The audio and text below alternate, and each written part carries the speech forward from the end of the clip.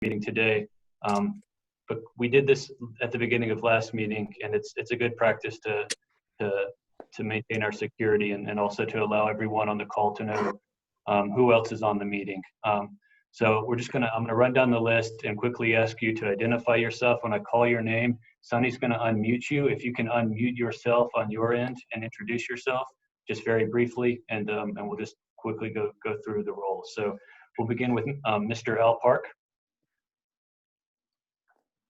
Hi, good morning, everyone. Al Park, representing Dr. Schumacher on the complaint by Dr. Gardner. Okay, thank you, Mr. Park. Next, Mr. Rubin.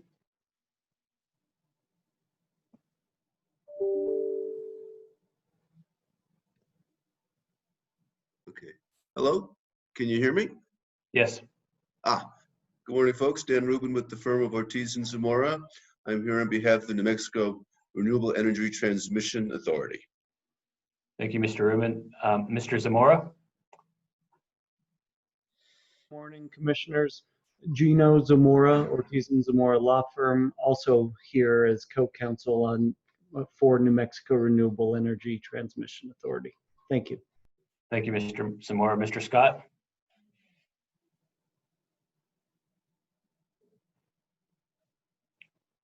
Yes, sir. Georgia Scott with Agenda on behalf of Holtec International. Thank you, Mr. Scott. Ms. Rindels.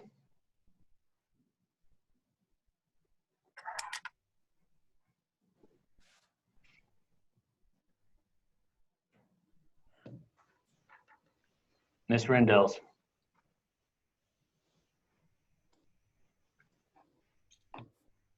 Okay. Telling me that I was muted. My name is Heather Rindles, and I'm the buyer for Los Lunas School District. Thank you, Ms. Rindles. iPad, who I believe is Mr. Tony Ortiz. Good morning, Jeremy. Tony Ortiz, representing New Mexico Ethics Watch. Thank you, Mr. Ortiz. Mr. Eshelman.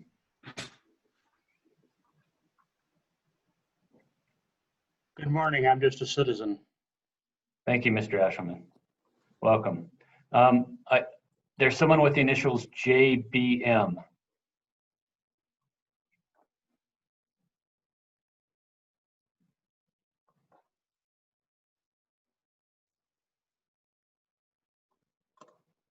Good morning, Mr. and Mrs. JBM. Unmuted. Okay. Just mute him again, Sonny. Yes, sir. Thanks. Mr. Resnick. One moment, let me get to him. There we go, unmuted. Hi, Ken Resnick, citizen of the state of New Mexico, not affiliated with any party. Thank you, Mr. Resnick. We have someone under the name Mariposa. I don't know if that's your name or an alias. So Mr. and Mrs. Mariposa. Good morning. This is Mariposa Padilla Civich. It is really my name. I'm an attorney at Sutton Thayer and Brown who represents the New Mexico Renewable Energy Transmission Authority, and I am just an observer today. Thank you very much for joining. Mr. Hayden, or Director Hayden, I should say.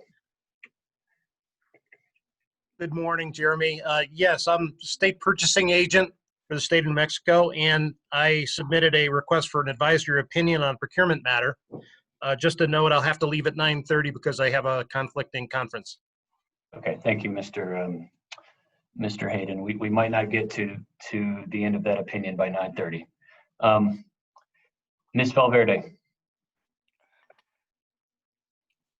Yes. I represent Eddie Lee Alliance. I'm with Montgomery and Andrews Law Firm. Okay, thank you, Ms. Valverde. We have Sean. Can't see your last name, Sean, so please introduce yourself. Good morning. My name is Sean Olivas with the law firm of Kelleher McLeod, and I represent this and the state purchasing office in procurement appeals. Thank you, Mr. Olivas. Similarly with Taylor, Mr. and Mrs. Taylor, we can't see your last name. Good morning. This is Taylor Luedes. I'm here as co-counsel with Al Park on behalf of Dr. Charles Shoemaker and the Gardner complaint. Okay, thank you very much. Ms. Sabo.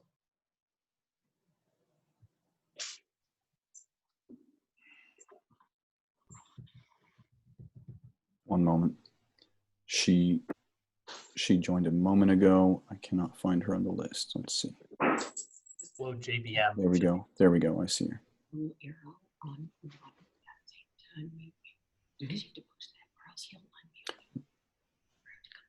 we go. Yes, hello. Right here. Yeah. Hi, Ms. Sabo. We can hear you now. Hi, Jeremy. Okay, thank you. Thank you, everyone, and Ms. Sabo is with New Mexico Ethics Watch, for those of you that didn't know. So that's a quick roll call. Sunny, as more participants join kind of over the course of the meeting, just please monitor to make sure that they're muted. Yes, sir. All right, so with that being said, Chair Lang. Thank you. Good morning, everyone. Hello, fellow commissioners. And now we will begin with a roll call. Commissioner Baker.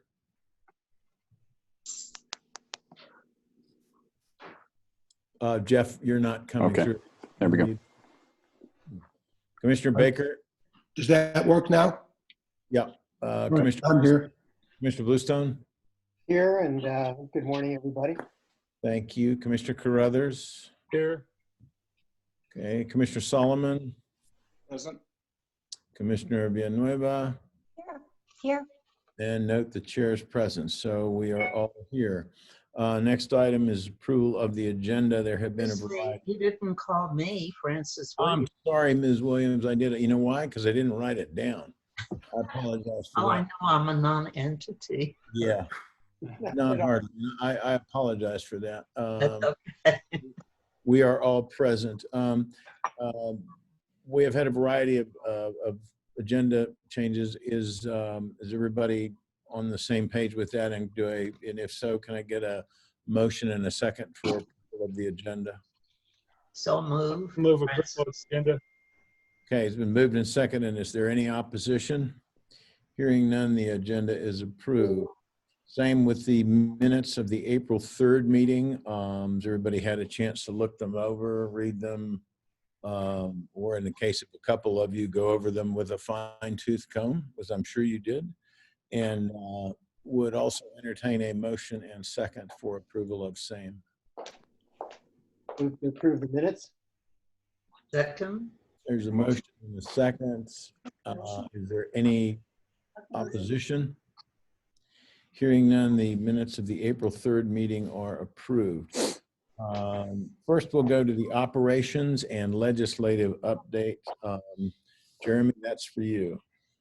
Thank you, Chair Lang. And just as a reminder, Chair Lang, as the commission goes through its items, its action items on this agenda, I don't mind doing a roll call vote. Right. Thanks. So first, commissioners, I'd like to introduce some new members that we have on the team. So first, I'd like to introduce the commission's recently hired and onboarded Finance and Administration Director, Wendy George. Wendy comes to us from DFA. She occupied several roles there and has many years with the state, and was most recently the budget manager of the Department of Finance and Administration. So it's a tremendous coup that the commission can hire such an experienced employee with finance experience as the commission's finance director. And so, Wendy, welcome. And if you'd like to just say a few things to introduce yourself to the commissioners. Thank you. Well, good morning, everyone. I'm very excited to be on with the commission. And as Jeremy said, I've been with the state for 5 years. And it was hard leaving DFA, but I'm very happy to land here. Prior to that, I worked 10 years in brokerage compliance at various firms throughout Minnesota and New Mexico. And that's my background. Nice to meet everybody. Nice to meet you. Meet you, Wendy. Thank you, Wendy. We're very, very happy that you're on board with us. Second, commissioners, we have our summer associates have have started with us. They've been with us 2 or 3 weeks. Both UNM law students, Ann Swift, a rising 2L, and Lane Towery, a rising 3L. We've been doing a number of things. Ann and Lane are helping with various memo projects. We're reading some of the Supreme Court opinions that come down this time of the year together on Fridays.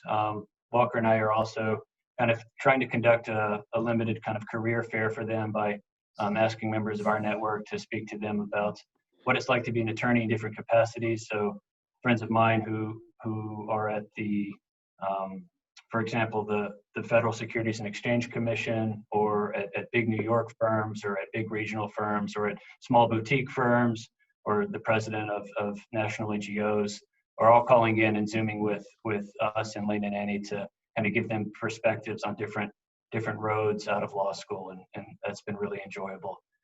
And Judge Parker as well and his clerks joined a few Fridays ago to kind of talk about federal clerkships. And so we're trying to make this a useful and productive summer for Ann and Laney, both in terms of kind of what they get out of it, potential writing samples, and just really quality experience.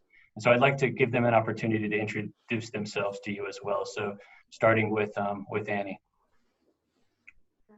Good morning, commissioners. It's nice to see everyone. My name's Annie.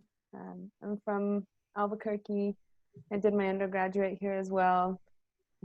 Spent about 6 years between law school, working in various capacities, immigration law, and I immigrated to Brazil for a while in there too. And I'm really happy to be working with the Ethics Commission this summer and to be in law school, and I'm grateful to be here today. So thank you. Thank you, Annie. Lane, you want to come? Lane, maybe you want to go next. I think Jeremy might have frozen up a little bit there. Oh, sure. Good morning, Mr. Chair, Commissioners. Jeremy Walker, thanks for the kind introduction, and thanks for the opportunity to work with the team this summer. It's been a wonderful learning experience already, so great to be here today. Thanks. Okay, thanks, Lane. Yeah, and thanks, Walker. Commissioners, it seems that Lobo guest Wi-Fi is having some hiccups, so just that you know, Judge Lang and I are both on the Lobo guest Wi-Fi, so if we freeze up, just bear with us. Walker, can you hear me? I can hear you, yeah. Okay, great. So the next operations update I'd like to go through is on Wednesday, Walker and I hosted a well-attended CLE on filing and litigating complaints, administrative complaints with the State Ethics Commission. Several of the commissioners were on the CLE as well. And that was very well attended. We had about 60 participants, and I think we were able to communicate a good amount of information to the public on the quasi-judicial capacity of the State Ethics Commission. So moving along, as you know, the commission filed an amicus brief in the State v. Padilla case, which was the last of the 4 consolidated cases in the State v. Gutierrez matter, which concerned the enforceability of 3 subsections of the Governmental Conduct Act under 1016-3. And the Court of Appeals has released an opinion in State v. Gutierrez, and from our reading, it's a relatively big win, I think, for the enforcement of the Governmental Conduct Act with respect to Section 3A, and that was part of the commission's amicus brief, was that particular subsection. It was not unconstitutionally vague. It was enforceable. It is enforceable. And I think it'll be a good tool to address public corruption around the state. But there's still room for fruitful improvement through amendments to the Governmental Conduct Act, as the Attorney General pointed out. But that case has concluded for now. The parties have about 3 weeks to seek certiorari to the Supreme Court. I that some will, and to see what the cert petitions look like, and kind of respond from there as potential as a potential amicus before the court. So that's the State v. Gutierrez matter that the commission participated in. Next, in terms of the administrative caseload that's with the commission's now up to 17 filed administrative complaints, and we're actively working with Real-Time Solutions to build the web-based case management and docketing system. They have indicated to us that should be in testing within a couple of weeks, and the whole project should be finished by the end of the fiscal year. And so hopefully in July, we can turn on our own web-based and case management system, which will enable us to better handle a larger volume of complaints, because the complaint volume is beginning to tick up. Next, commissioners, I'd like to update you on two finance items. As you know, the legislature will be entering a special session here in a few weeks. All agencies, including the Ethics Commission, were asked to project a 6.7% reduction to their FY21 budgets, and we submitted to State Budget Division an FY21 budget that accounts for a 6.7% reduction. For the Commission, we're gonna absorb that reduction mainly in the personnel category, in the 200s. Essentially, we're gonna take one fewer employee in FY21 than we had previously expected to do. And that's a strategic choice. I think it'll be easier for the commission to kind of gain that money back in budget requests if it's for a full-time employee. I think it's more difficult to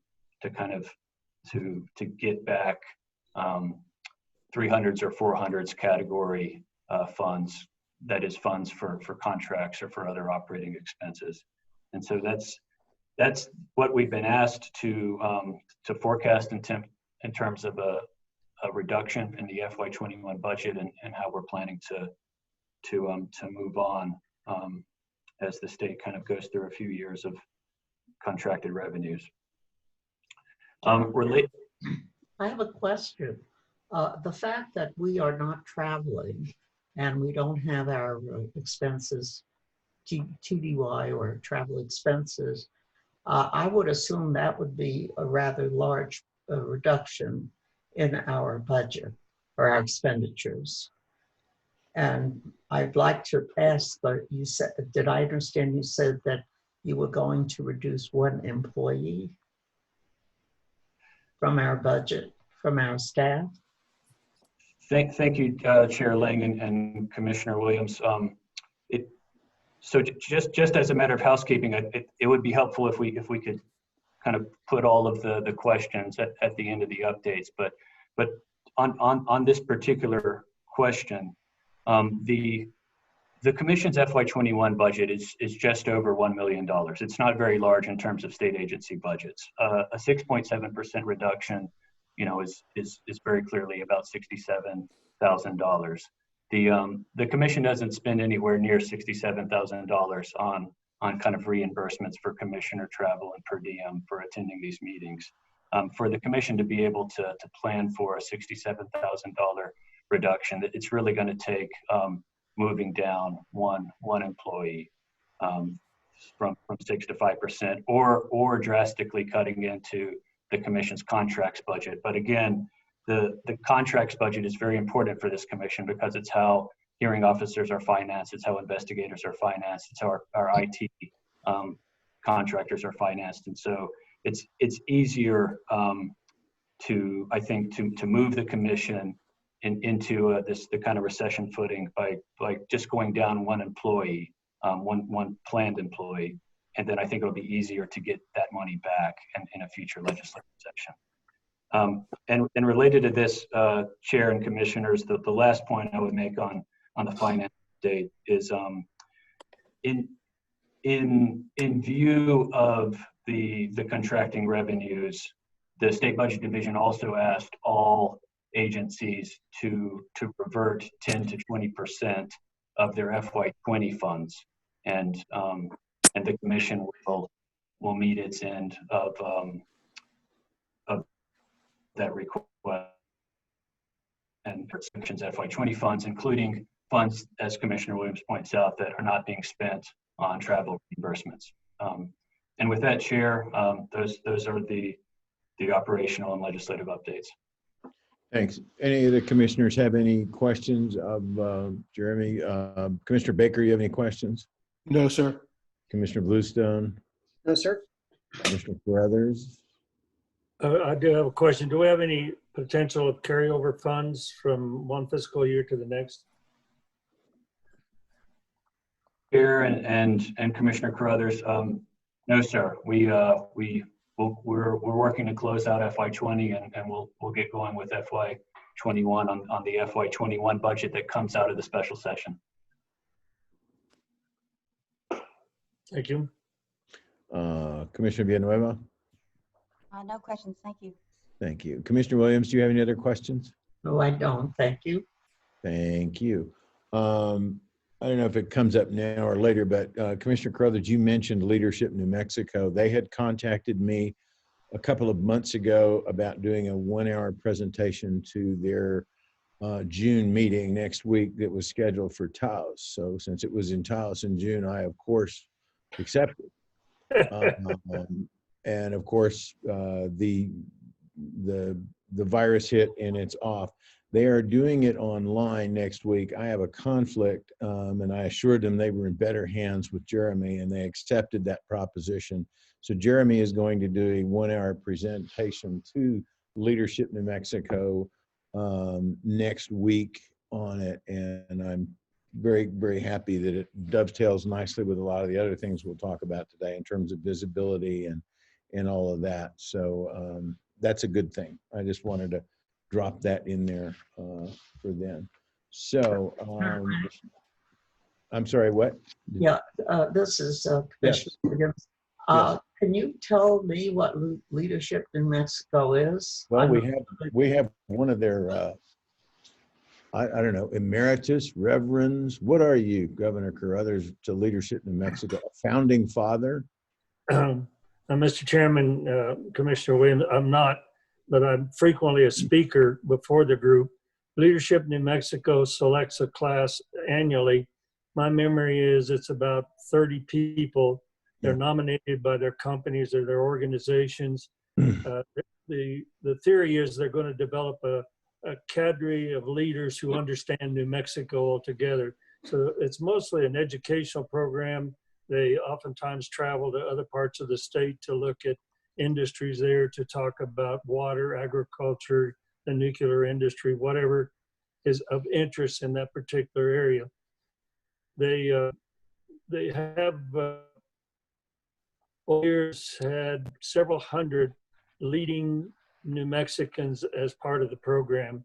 And the highest esprit de corps group, I think some other chambers of commerce have similar kinds of leadership programs, but it's funded privately and it's been run by the same person for a long period of time. I'm only in it because I've been a speaker a number of times. So they pay you, Jeremy, with a shirt. You get a shirt. Mine happened to be the green year. I'm not sure what color your shirt's going to be. Well, and hopefully they won't confuse my shirt size with yours. But yeah, they're. It is. I can add to that, Francis, by saying that they are both business and government folks, and it's. It enjoys a. It is an entity which enjoys a very good reputation among those of us who have dealt with them in the past, and I think this is a good opportunity. And like the governor said, there are people from all over the state in all businesses, so it's a good thing. Thank you. Thank you. All right, should we move to advisory opinions, Jeremy? Thank you, Chair. The first advisory opinion, that the commission received a request for an opinion about the application of the Gift Act and the Campaign Reporting Act to the following factual presentation. So this request concerns Holtec International, which is an energy company that's seeking to build an interim storage facility in southeastern New Mexico. The storage facility is to store spent nuclear fuel. So to that end, Holtec seeks to conduct a 2-day educational program for members of the New Mexico legislature at their Callaway nuclear generating station near Reform, Missouri. They offer to fly small groups of legislators to Jefferson City, Missouri, to shuttle them to the Callaway site and to there inform them of Holtec's operations, their structure, their environmental protections, their safety precautions. And during that 2-day program, Holtec offers to provide legislators with flights, meals, refreshments, and lodging, the total cost of which exceeds $250 per legislator. Holtec is a restricted donor under the GIFT Act, and the issue is whether or not this donation falls within the educational purpose exception of the GIFT Act. The answer of the draft advisory opinion that you've received is that Holtec's donation of reasonable expenses for flights, meals, and refreshments and lodging incidental to this educational tour is not subject to the GIFT Act limitations on gifts. With respect to the Campaign Reporting Act question, because Holtec's donations are incidental to an educational purpose and they're not made for a political purpose, the advisory opinion concludes that the Campaign Reporting Act does not require legislators to report these flights, meals, refreshments, and lodging as in-kind contributions, a report that would have to be made to the Secretary of State. But the advisory opinion does indicate that Holtec itself might have to make a report under the Lobbyist Regulation Act. And with that, Chair, I'm willing to entertain any questions, comments regarding the advisory opinion, but ultimately I'm looking for a motion to issue this advisory opinion and publish it on the Commission's website. Commissioner Baker? I approve. Okay, you have any questions at this point? No, I'll sir. do a roll call vote at the end. Thank you. Commissioner Bluestone? Thank you, Mr. Chair. When I reviewed the draft that we were sent, I did ask Jeremy to clarify, as he just now stated, that the approval was for the donation of reasonable expenses, as is stated in footnote 6 of the opinion. And we talked about including that term in both the first answer and in the conclusion. And I assume that's been done, but I don't know if we've all been sent a revised version of that draft. So I just wanted to clarify that, and I'm happy to make a motion to approve it, but I just wanted to be sure that that was in there, Jeremy. Chair and Commissioner Bluestone, the issued opinion will that reasonable qualifier in the answers and the conclusion. Thank you, and I'm happy to make that motion to approve, Mr. Chair. Okay, thank you. Let's see, Commissioner Solomon. No questions. I'll second the motion. Think of it as Thank you. Seconded. Commissioner Villanueva? No questions, thank you. Thank you. Commissioner Williams? Yes, I have some questions. This Holtec, they are bringing some of our elected officials to see what they've done in a plant that they have already built. And I understand, from my understanding, they're planning to build a similar plant in, is it Eunice, New Mexico? So my question is, why would you bring elected officials at this time when the plant has not been built? And I realize that the elected officials should have knowledge of it, but I don't understand why they don't bring the staff who will be working with this group in Holtec while they're building this nuclear waste facility. Why the elected officials? Chair and Commissioner Williams, I'm not certain I can opine or I'm qualified to opine on Holtec's motivations here for seeking to bring legislators to their site and reform. I do understand from the facts that were contained in the request that the plant in Missouri is a nuclear generating station. It's a nuclear power plant. And the proposed site in southeastern New Mexico is more in the way of a storage facility that that stores spent nuclear fuel as opposed to a nuclear power plant. But that's just my understanding from the facts that are presented in the request, and the commission issues advisory opinions based on the factual presentation in the request, and that's the universe for the opinion. The opinion with respect to its analysis on why this donation fits within the educational purpose exception to the GIFT Act explains that citizen legislators, have a large burden to inform themselves across, all major topic areas that confront the state, and it's well within the purpose to educate those legislators on the nuclear power industry, on the plant that Holtec intends to build, on Holtec's safety precautions, their environmental precautions, their operations, their structure. It makes sense, I think, for New Mexico's legislators to be informed on that when making decisions that relate to this company building a storage facility in the state. Has the building of the storage facility in New Mexico been approved, and by whom? Chair Lang and Commissioner Williams, that's not part of the advisory opinion. Those facts aren't part of the factual universe that the commission was asked to opine on. Yeah. Thank you.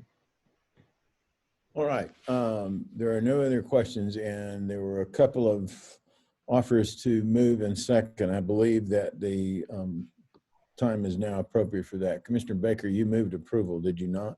Yes, I did. And I believe Commissioner Solomon, you seconded? Yes, I did. Okay. Do we need a roll call vote this, or are we just going to do that on the rulemaking, Jeremy? I think you need a roll call vote, Judge.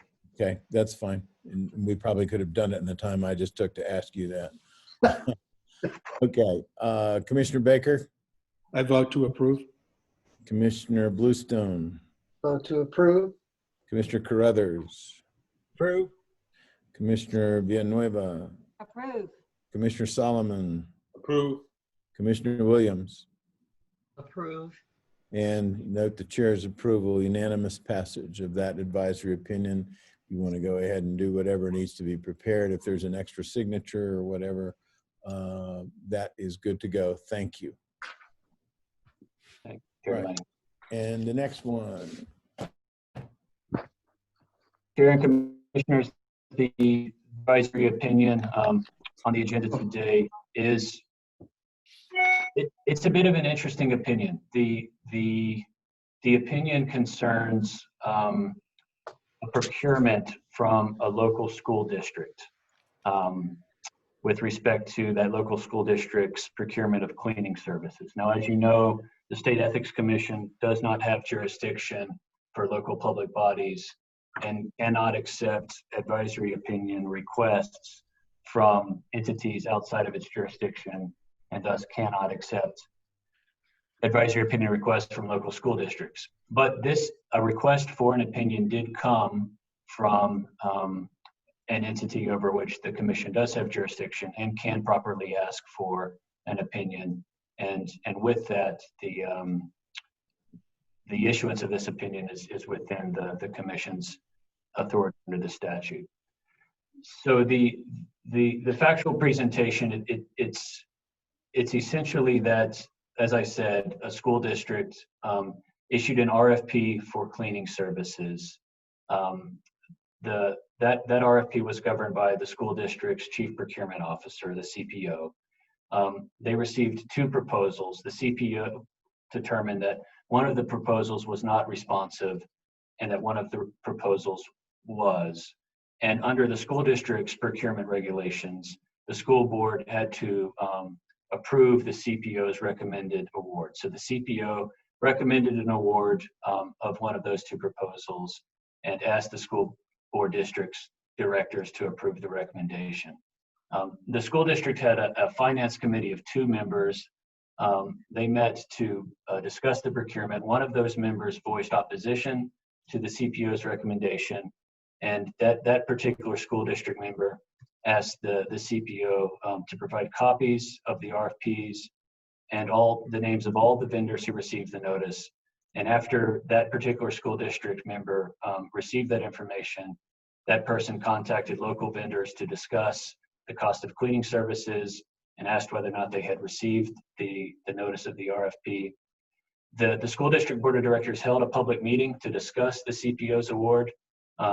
The board member who was opposed to the award stated that in an open meeting that he would have preferred a local vendor, discussed the proposal that the CPO had disregarded as non-responsive. So he discussed in an open meeting the contents of a proposal sent in response to an RFP. The board tabled a vote on the CPO's recommendation, and believing that this particular board member had violated the procurement code, the CPO canceled the procurement without an award. That's a relatively complicated fact pattern, and from that, the commission was asked to opine on 3 questions. First, does the procurement code prohibit a person involved in a procurement award decision from discussing the contents of a proposal submitted in response to an RFP prior to the award of the contract? So the first question is about the confidentiality obligations that the procurement code imposes. The answer that the opinion provides to that question is yes. The procurement code does prohibit a person involved in an award decision from discussing the contents of a proposal submitted in response to an RFP prior to the award of the contract. The second question that the opinion asked the commission, or the request asked the commission to opine on, is, does the procurement code prohibit a person involved in a procurement from applying a local vendor preference over and above the resident business preference that the procurement code already sets forth? And the answer to that question is also yes. And with respect to this particular procurement, the conditions for the award of points based on the RFP did not include any condition about extra points for a local vendor preference. And so the procuring entity could not, kind of outside of that rubric, add an additional preference for local vendors. And then third, the request asked the commission to opine on the question, does the procurement code prohibit a person involved in a procurement from having ex parte communications with potential outside of the context of public notice or pre-proposal conference or written questions? And the answer to that question is no. As a general matter, the procurement code doesn't prohibit ex parte communications, except in the context of a protest. But the commission points out that local procurement regulations that are issued under the procurement code might prohibit ex parte communications. And in fact, the State Purchasing Division of the General Services Department highly frowns on ex parte communications that are outside of notice or pre-proposal conferences or written questions, and might go so far as to interpret its own rules as prohibiting those ex parte communications. But to put a bow on it, the procurement code itself does not. And so, commissioners, it's a quite detailed and complicated opinion about the procurement code, which itself is a very complicated statute as far as the New Mexico statutes annotated goes. And it's been submitted to you for your review. And with that, Chair, I'll turn it over for any questions. Thank you. Commissioner Baker? Let me ask the question. First, I want to say the proposed advisory opinion is well written. It's thorough. I appreciate the quality of the work. I was a little surprised at the proposed answer to question 3 about ex parte communications. And I'm not going to quarrel with the analysis. But I wonder, in terms of the Ethics Commission's mandate, on the one hand, we are tasked with issuing advisory opinions. Somebody asks a question, we answer it. But here it seems as if there might be a weakness in the procurement code that the legislature and or various agencies might want to address. So my question is, what is the role of the Ethics Commission in terms of making recommendations for changes? Is it part of our responsibility to reach out to the legislature and say, we think there's a potential weakness, we think this is something you may want to address, and this is the way that we would address it if we were asked? Or do we just simply opine on questions as they are presented to us? Chair Ling and Commissioner Baker, thank you for that question. Under the State Ethics Commission Act, Section 5B5, every year the Commission has the duty to submit an annual report to the legislature and the governor. And that report is to include any recommendations to what the statute calls the state ethics laws. And that would include the procurement code, as the procurement code is within the Commission's jurisdiction. And so there is a formal statutory mechanism by which the Commission can submit to the legislature a report on amendments to the ethics laws, including the procurement code, if the Commission wishes to take up that issue.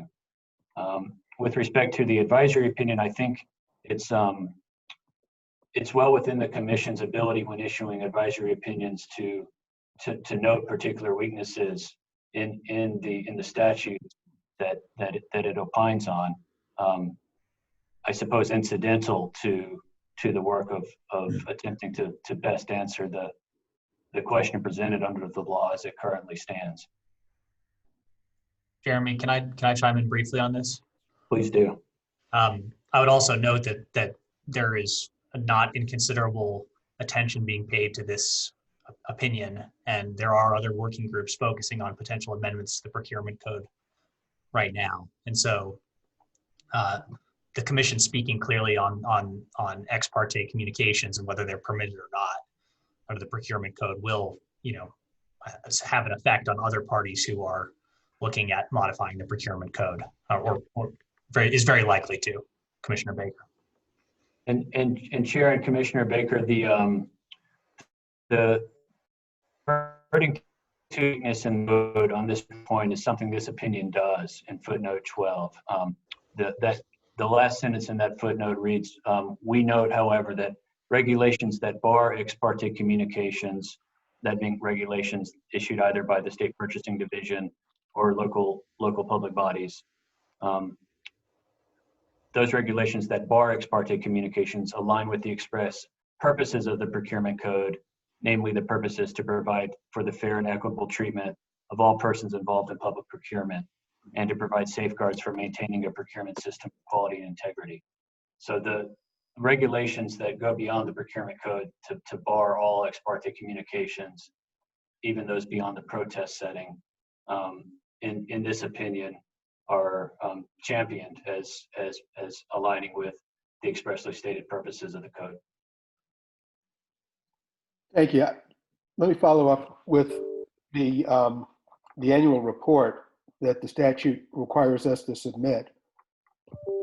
My thought is that if we're going to make recommendations for changes, we may want to coordinate our recommendations with recommendations of interested parties, interested agencies, so that the legislature is not getting 15 different recommendations, but gets one recommendation that is supported by various stakeholders. Chair Ling and Commissioner Baker, thank you for that. And I think that the Commission already has a joint powers agreement with the State Purchasing Division for procurement code administrative complaints. And I would wholly agree that the commission should not, without the cooperation of the state purchasing division, kind of go off on its own on procurement code amendments, that those should be done in close coordination with the state purchasing division. Thank you. Thank you. Commissioner Bluestone? Thank you, Mr. Chairman. I think the opinion is, as Commissioner Baker said, very well done. I found it a really good education, frankly, about the differences in the procurement code between a request for bid and a request for proposals, and I really appreciated the way this was done. The question that I asked Jeremy after I read the draft was whether we could insert something in the opinion about what the remedies were, what the penalties were for the violations that were found. And I wondered, Jeremy, if you could comment about that. Chairling and Commissioner Bluestone,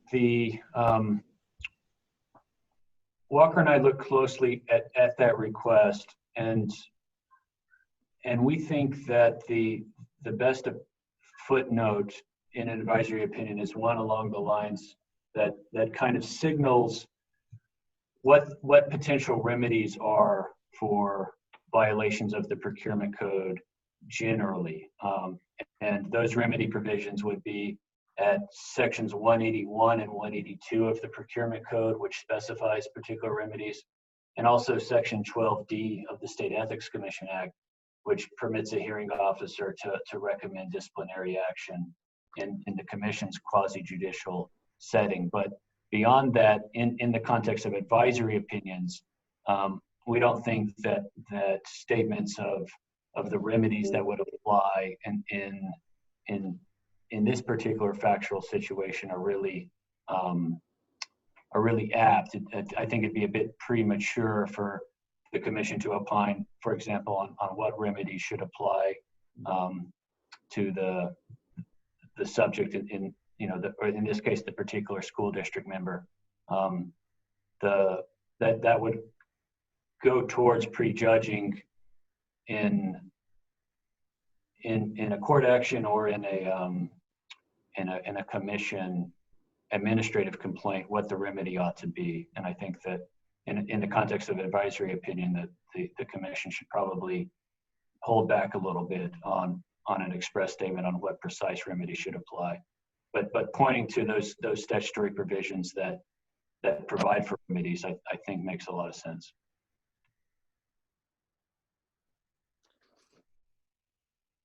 All right, Commissioner Carruthers? Mr. Chairman, members of the commission, I agree with Commissioner Baker's concern about the ex parte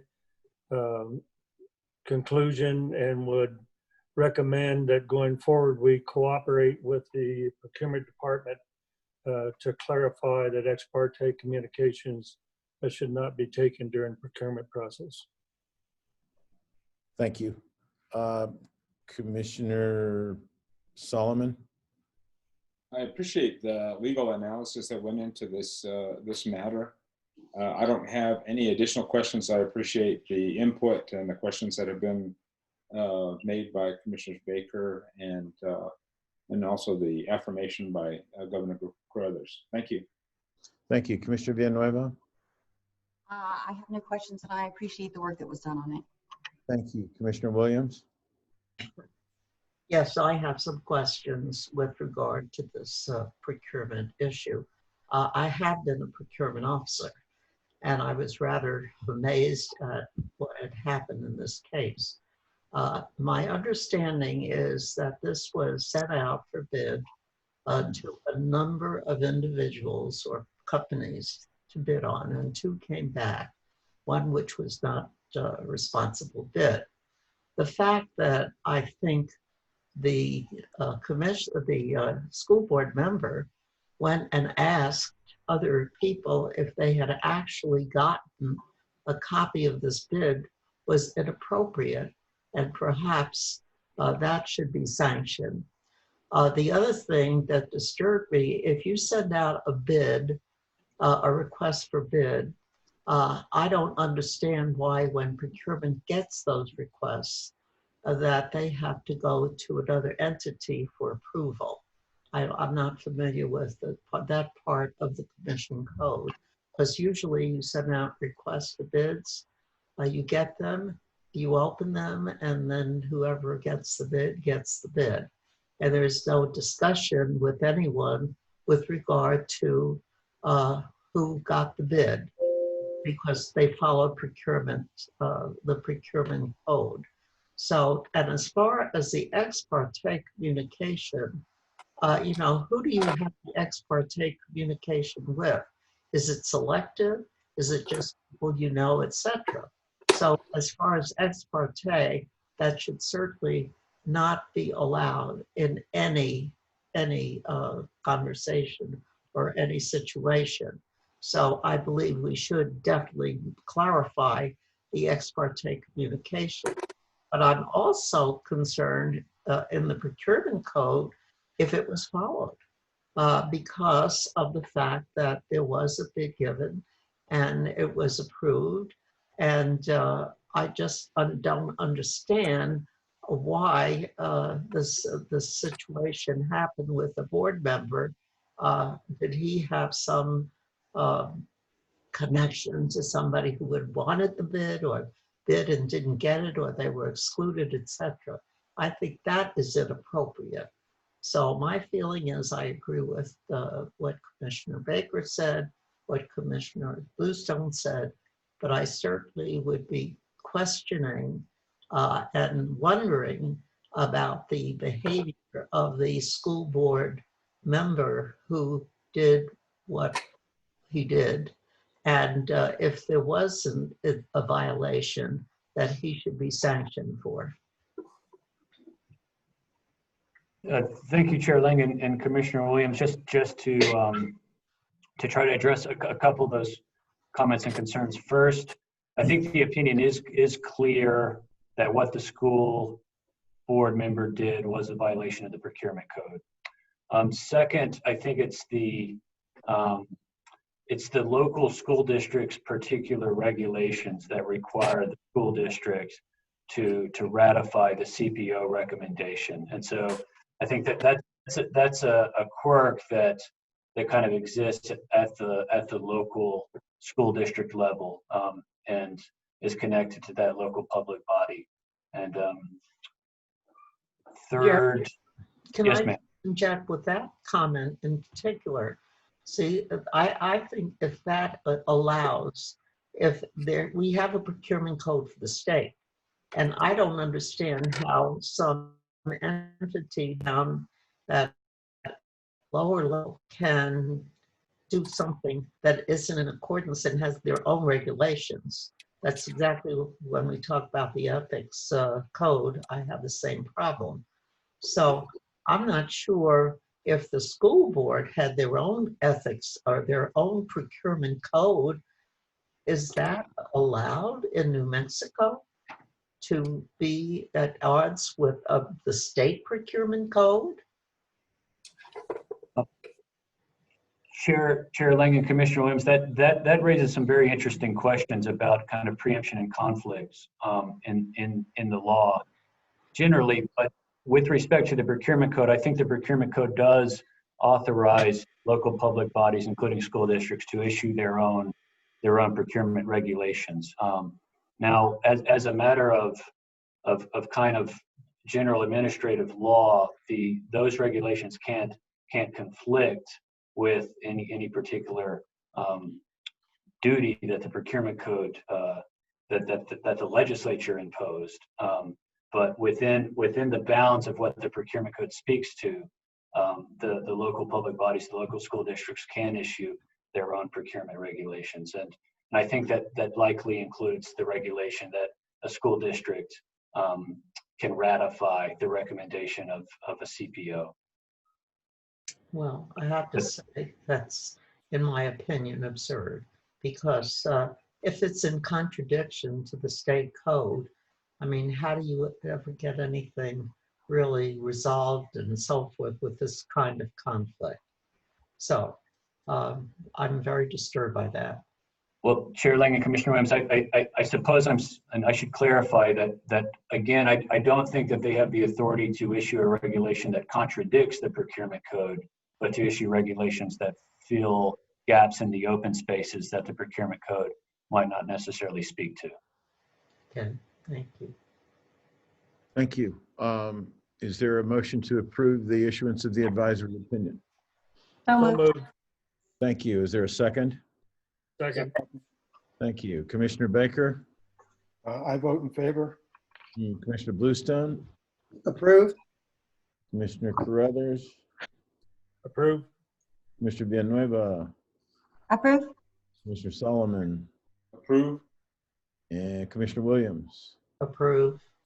And the chair votes to approve the issuance of the motion to approve issuance of the advisory opinion. It passes unanimously. Thank you very much. Shall we now move on to item number 4 under commission meeting items? Walker, I believe the floor is yours. Thank you, Chair Lang. Commissioners, we've covered this item at the previous meeting. This proposed rule that would be released along with the model code of ethics that we're discussing later at the meeting is basically is proposed by commission staff in order to allow the commission to come in closer compliance with the Open Meetings Act. Specifically, the Open Meetings Act requires a given public body to have its own rule regarding virtual attendance in order for a commissioner to appear at a physical commission meeting via telephone or web conference. And so that's the sort of core purpose of this proposed rule 1.8.1.16 NMAC. But in proposing this rule, we thought it would also be a smart call to kind of address both virtual meetings, meetings like this where the commission is not actually meeting in any physical location, and then just a kind of general rule on the chair's ability to maintain order by adopting parliamentary procedure, imposing reasonable limitations on public comment, and excluding members of the public who disrupt meetings. So that's kind of the sort of broad strokes overview of the proposed rule. The only change that I can recall, or that is apparent to me, is one that was proposed by Chair Lang, which addressed limiting the time available to commissioners to speak. That was in the initial draft, and that is no longer there. And I think that kind of is folded in with the broader ability of the commission chair to just regulate meeting entry procedure. So with that, I'll turn it over to any questions, and then we'd be asking for a vote to approve issuance of the proposed rule for notice and comment. Thank you. Commissioner Baker? No questions. Commissioner Bluestone? No questions. Mr. Carruthers? No questions, and I think this is very much needed rule given our current circumstances. Commissioner Solomon? No questions, Mr. Chairman. Commissioner Villanueva? No questions. Thank you. Commissioner Williams? Well, I guess I don't quite understand what was changed with regard to this subject, that we are not inhibited by the amount of time we ask or can speak. Was that stricken from that rule? It was stricken from the draft. From the draft, and that was the change. Is that correct? Correct. That's the only change? Yes. Okay. Thank you. I approve. Thank you. Thank you. All right. Is there a motion and a second to approve the rule as proposed for comment? So moved. In a second somewhere? I'll second. Thank you. Roll call vote. Sorry, it's tedious, but we'll get through it. Commissioner Baker? I vote to approve. Commissioner Bluestone? Approve. Commissioner Carruthers? Chair Lang. I believe Commissioner Carruthers has stepped away for the moment. Okay. Commissioner Solomon? Approve. Commissioner Villanueva? Approve. Commissioner Williams? Approve. Okay, and note the chair's approval. Okay, motion carries. So it is approved for issuance and comment. Okay, thanks. Thank you. Next matter, informal advisory opinions. Walker. Yes, Chair Lang and Commissioners, this is another item that was discussed at the previous meeting in draft form, and there were a couple of edits made to that item. Just to refresh everyone's recollection, the proposed rules at 1.8.1.9 and 1.8.1.10 and MAC basically address the Commission's power to issue formal advisory opinions, which is already set forth in the State Ethics Commission Act, and also to issue informal advisory opinions, which will be most squarely governed by this rule. And so if you look at 1.8.1.9 and compare that with the corresponding provision of the State Ethics Commission Act dealing with advisory opinions, they're the same. The rule basically implements in the same form what is already contained in the State Ethics Commission Act. The new material is 1.8.1.10, which discusses informal advisory opinions. And initially this proposed rule had allowed the general counsel to issue written informal advisory opinions confidentially to folks who requested them on a shorter time frame than would have been permitted as a practical matter for formal advisory opinions. The changes to that rule are chiefly to allow the executive director also to issue informal advisory opinions. And basically that just means that the commission staff can now issue these opinions. And to make sure everyone's on the same page, these opinions are not the same as formal advisory opinions. They do not bind the commission. The only thing that these informal advisory opinions get the requester is the opinion of the commission staff and potential good faith defense to any future ethics complaint that is filed against them.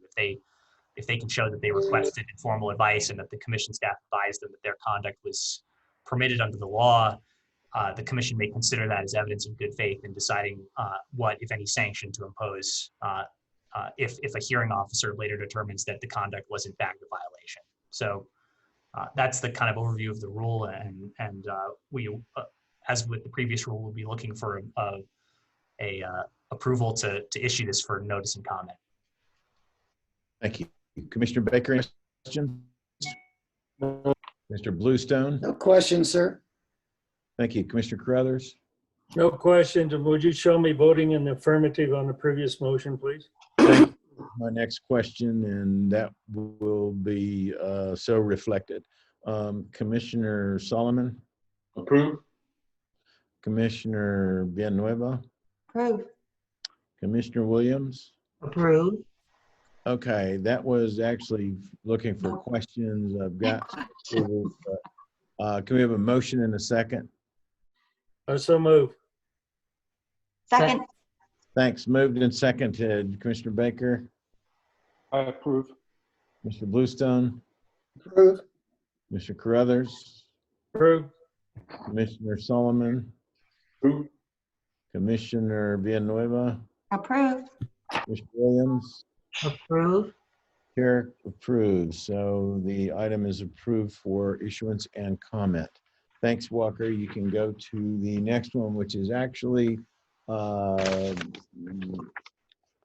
it's so big, it's even going to involve two staff people and a contractor. Mr. Ferris, Mr. Boyd, and Mr. Biederman, the floor is yours. All right, I'll start us off, Chair. Thank you. So the commission will recall that under section 5B4 of the State Ethics Commission Act, the commission has a statutory duty to draft a proposed code of ethics for public officials and public employees and submit the proposed code to each elected public official and public agency for adoption. in the commission's February meeting, the commission approved a timetable for the work on this particular project. And today was the day that the commission selected to review the work of commission staff and contractors to issue a proposed rule as a provision of the 1.8.4 of the INMAC for notice and public comment. You have all received a few drafts of 1.8.4. You've received drafts of just the rule provisions alone, and you have received drafts of the rule provision and supplemented by commission commentary and examples. The latest draft that you've received was a Word document that includes selected edits by Commissioners Bluestone and Villanueva that kind of give close attention to the language and propose various edits in that Word document that I believe I sent out yesterday. This draft is the product of many minds, most principally Mr.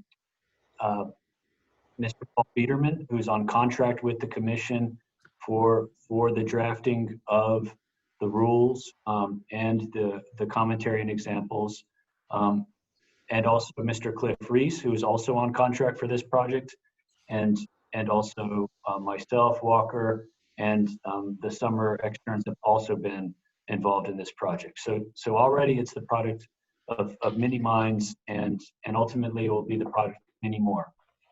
So with that, I think, Chair, what might make sense is if I allow Mr. Biederman to make any additional prefatory comments, and then hand it over to you and the commissioners for selected comments and edits. I do want to emphasize that the motion or the approval that the staff are seeking is to just issue the rule provisions for notice and comment for publication in the New Mexico Register, and not the entire commentary and the examples. The commentary and the examples will eventually be published on the State Ethics Commission's website and also on the Sunshine portal. But the only material that will appear in the INMAC are the rule provisions. And so, to the extent that the commission focuses its time and energies on committee drafting today in the meeting, I would ask that be focused on the rule provisions over and above commentary and the examples. And with that, Chair, I'd like to turn it over to Mr. Biederman. Yes. Thanks, Paul. You're welcome to join the conversation. Thank you, Chair Lang and Jeremy, and to all the commissioners. Let me just start off by it is for me to have this opportunity. It's public ethics is something I've been teaching and writing about and trying to work on in many ways as advisor on several advisory committees. And it's a privilege to have this opportunity to actually do something as comprehensive as to create this draft model code with, of course, as Jeremy pointed out, the help of so many other people. I would never have wanted to do this without other people looking in, and especially the commissioners themselves. So starting with that, I think to give you a structure, remember that this is a code that we're going to offer to state agencies when it's done. We're going to offer it to them to let them consider it, to let them adapt it to their own needs, and ultimately, we hope to adopt it. The Governmental Conduct Act does require only that elected officials, statewide elected officials, that their offices adopt codes that are applicable to all their employees. There is an option for other state agencies to adopt a model code that's supposed to be consistent with, of course, and start with the Governmental Conduct Act. That's an option that they have. They're not required to do it by law. Now, the State Ethics Commission Act, it's possible to read to say that they are required to do it now because of the State Ethics Commission Act, that they weren't under the Governmental Conduct Act. And that's something I think we'll need to explore a little bit. my goal in writing this, after all the years I've been teaching this subject and researching it, was based on the recognition that ethics laws appear in primarily the Governmental Conduct Act, but also in a number of other statutes. And these other statutes it takes a lot of digging to find these. They're in rules as well, especially for state employees, such primarily the personnel rules, but not only. So I wanted to put in one document the research that I've taken years to do, really. Put that all into one document that allows a single source of reference for every state employee and for everybody who works with them, whether it's contractors or lobbyists or citizens who take advantage of the services that the state offers, so that everybody would have a chance to read the ethics laws and to provide that opportunity so that they're not digging around in different statutes to find what's a rule here and what's a rule there. There's one place, and it's organized by subject matter.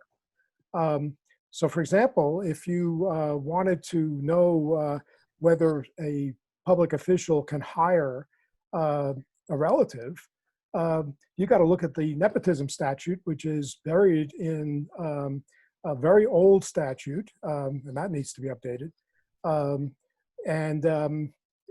It's, we won't go into it now, but it does provide for some archaic kind of language now. We've put that together because it is the law. We've put that together in its proper place within this subject matter organization. So I'm not just saying Governmental Conduct Act Section 1 says this, Section 2 says this, and so on, but rather we've tried to organize it so that people can use it as a reference source. And I don't expect anybody, maybe some lawyers, but I don't really think most people are going to sit down and read all.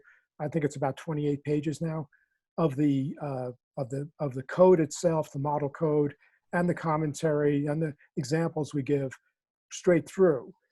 Some will, but I don't think most people will, and I don't think they need to. I think when a question arises, we should be able to give them a way to access the answer and to put in all the statutes and all the regulations that exist with regard to that particular problem, and some case law as well, but there isn't a whole lot of that. So that said, I approach this by saying that our model code must be consistent with state ethics laws, just as we were talking about earlier on procurement. It doesn't have to be limited to those. There are some gaps in those laws, questions that aren't answered, that we've tried to provide some answers to because those are consistent and they actually help implement the laws.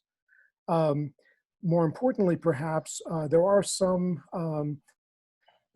conflicts among laws, a few that really need to be addressed by the legislature, but they're on the books now. And we've tried to guide people on how to deal with those, how to navigate those, but that's tricky and it's really kind of right at the limits of our authority. And the other thing is in a few cases, the Governmental Conduct Act has said that that when the agencies are going to be adopting these codes, actually implementing them as administrative rules to control the conduct of their own employees and the people that deal with them. It's strict. When they adopt it, it doesn't have any criminal liability. It doesn't have any civil liability. It's only administrative enforcement that they can impose. So when we present these, the final code to the agencies to consider, we're also offering them some stronger provisions, because the Governmental Conduct Act says that the agencies can adopt stronger provisions than what is in the Governmental Conduct Act itself. So we've taken advantage of that, and in fact, we haven't limited a few areas. We haven't limited the stronger rules that we're proposing to just Governmental Conduct Act provisions. We've also done that with the Gift Act, for example, and made a stronger rule because we're presenting that to the Commission as what we think is good policy, and asking you to consider it. So it's a proposal for the Commission to consider. we know that we can't address through this model code every question that's going to arise. We can never put all of that into a code or a statute or anything else. We are hoping that there'll be enough information to direct people to the sources for the answers, the statutes and the cases interpreting those statutes and the rules that implement the statutes. The last point I'll make is just that this may double in a way to at least start as an outline for another commission responsibility, which is in 1016G5B4, which is to create a guide to ethics for state employees and for those who work with them. We think that this model code, at least I think that the model code may be at least the beginning outline for that, if not quite a bit more. So certainly want to provide any answers we can, and we hope, and we appreciate, by the way, very much the feedback we've gotten from a number of you, and want to hear your questions now, and we look forward to modifying the draft based on your suggestions. Thank you. Jeremy, are there any other staff input that you would care to before turning it over to the commissioners for questions? I only want to emphasize and reiterate one single point that Paul made is the scope of the commission's rulemaking authority under statute here. The rulemaking authority of the commission is only to issue a code for other agencies to consider when they issue their own codes. The commission at present under the State Ethics Commission Act does not have the power to issue a code that itself binds the conduct of other state employees. And so that's worth reiterating, Chair, I think, and remembering as the commissioners go through their comments. And I'd only ask Walker if he has any other comments to make. Walker?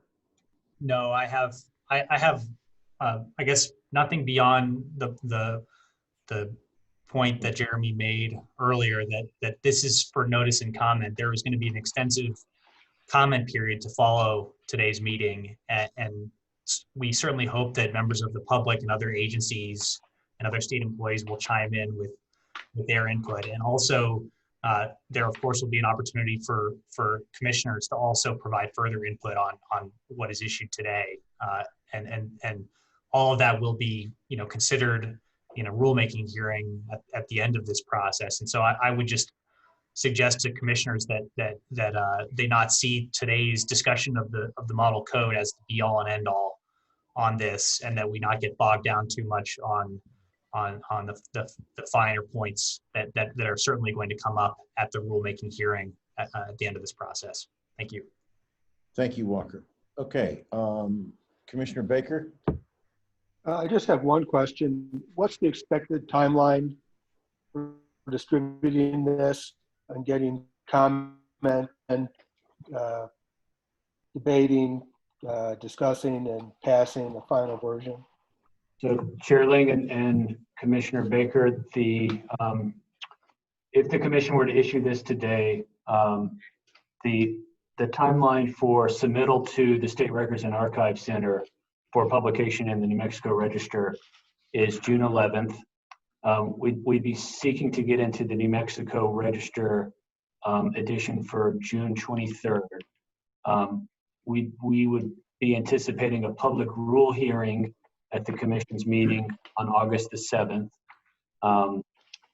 Coming out of that meeting on August the 13th, we would attempt a rule filing with the State Records and Archives Center, and then publication again in the Register on 8/25, and then in September, kind of alerting officially the state agencies that the code has been promulgated in the New Mexico Administrative Code and is available for them to consult and consider when they're issuing their own codes of conduct and codes of ethics. So basically, September 2020? September of 2020 is when we would be hoping to have this in the NMAC. All right, thank you. I just want to make a comment and commend Paul and his colleagues.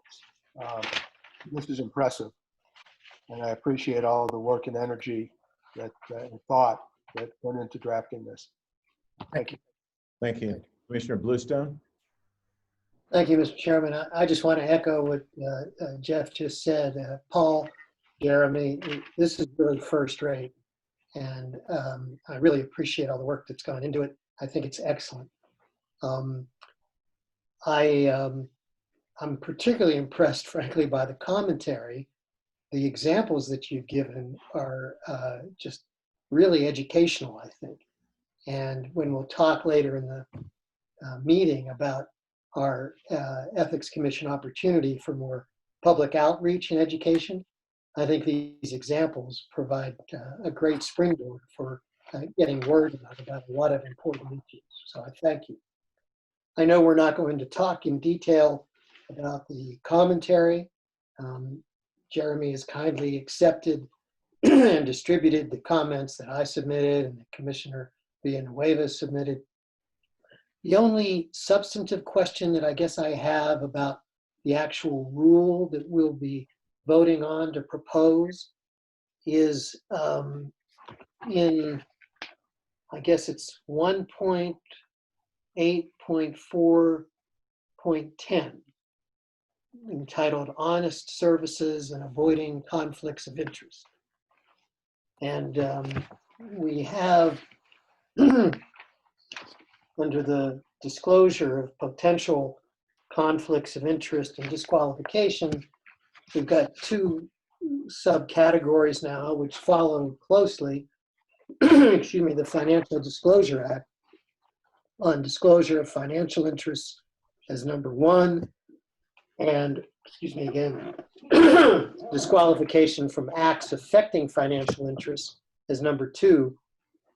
And I've mentioned this to Jeremy. I don't know if he's passed it on to you yet or not, Paul, but I'm wondering if, consistent with the form that the Secretary of State's office has issued for the financial disclosure form itself, there's a general catch-all at the end where people are given the opportunity to disclose any other interests that they feel they would like to disclose as a potential conflict of interest, even though it may not be a strictly financial interest covered under the other two categories. And I kind of like to see some general catch-all available in this proposed code for people to be thinking about as an option for them to disclose. And what I'm thinking of in particular, by way of example that might be mentioned in the commentary, is the disclosure of membership on nonprofit boards. Now, under the Act, all that's required to be disclosed is the membership on for-profit boards. But I think the membership on nonprofit boards can be very important for the public to know about the interests that elected and appointed officials have, often reflected in their nonprofit boards. And I think that some catch-all, and maybe in the commentary, some consideration of disclosing of nonprofit board memberships and volunteer activities like that might be instructive and helpful in the spirit of full disclosure and transparency that we're trying to promote. And so that's my only substantive comment for your consideration. I don't think anything needs to be changed before the rule goes out for comment, but it's a comment that I would like to have considered at some point. So thank you again for the quality of the work, especially. Thank you. Commissioner Carruthers? I think it's a good piece of work. It's ripe to be presented for public comment. I think my only concern going forward is we're going to need to develop those guidelines sooner than later, because not everyone who might be interested in this is going to go through all the legalese that's presented in this document. It's oftentimes, if you're not an attorney, and I'm not, it's difficult to kind of have to reread to make sure you understood what was just said. And the guidelines should be much simpler, particularly as we approach the agencies and try to get buy-in from the state employees. Thank you. Commissioner Solomon?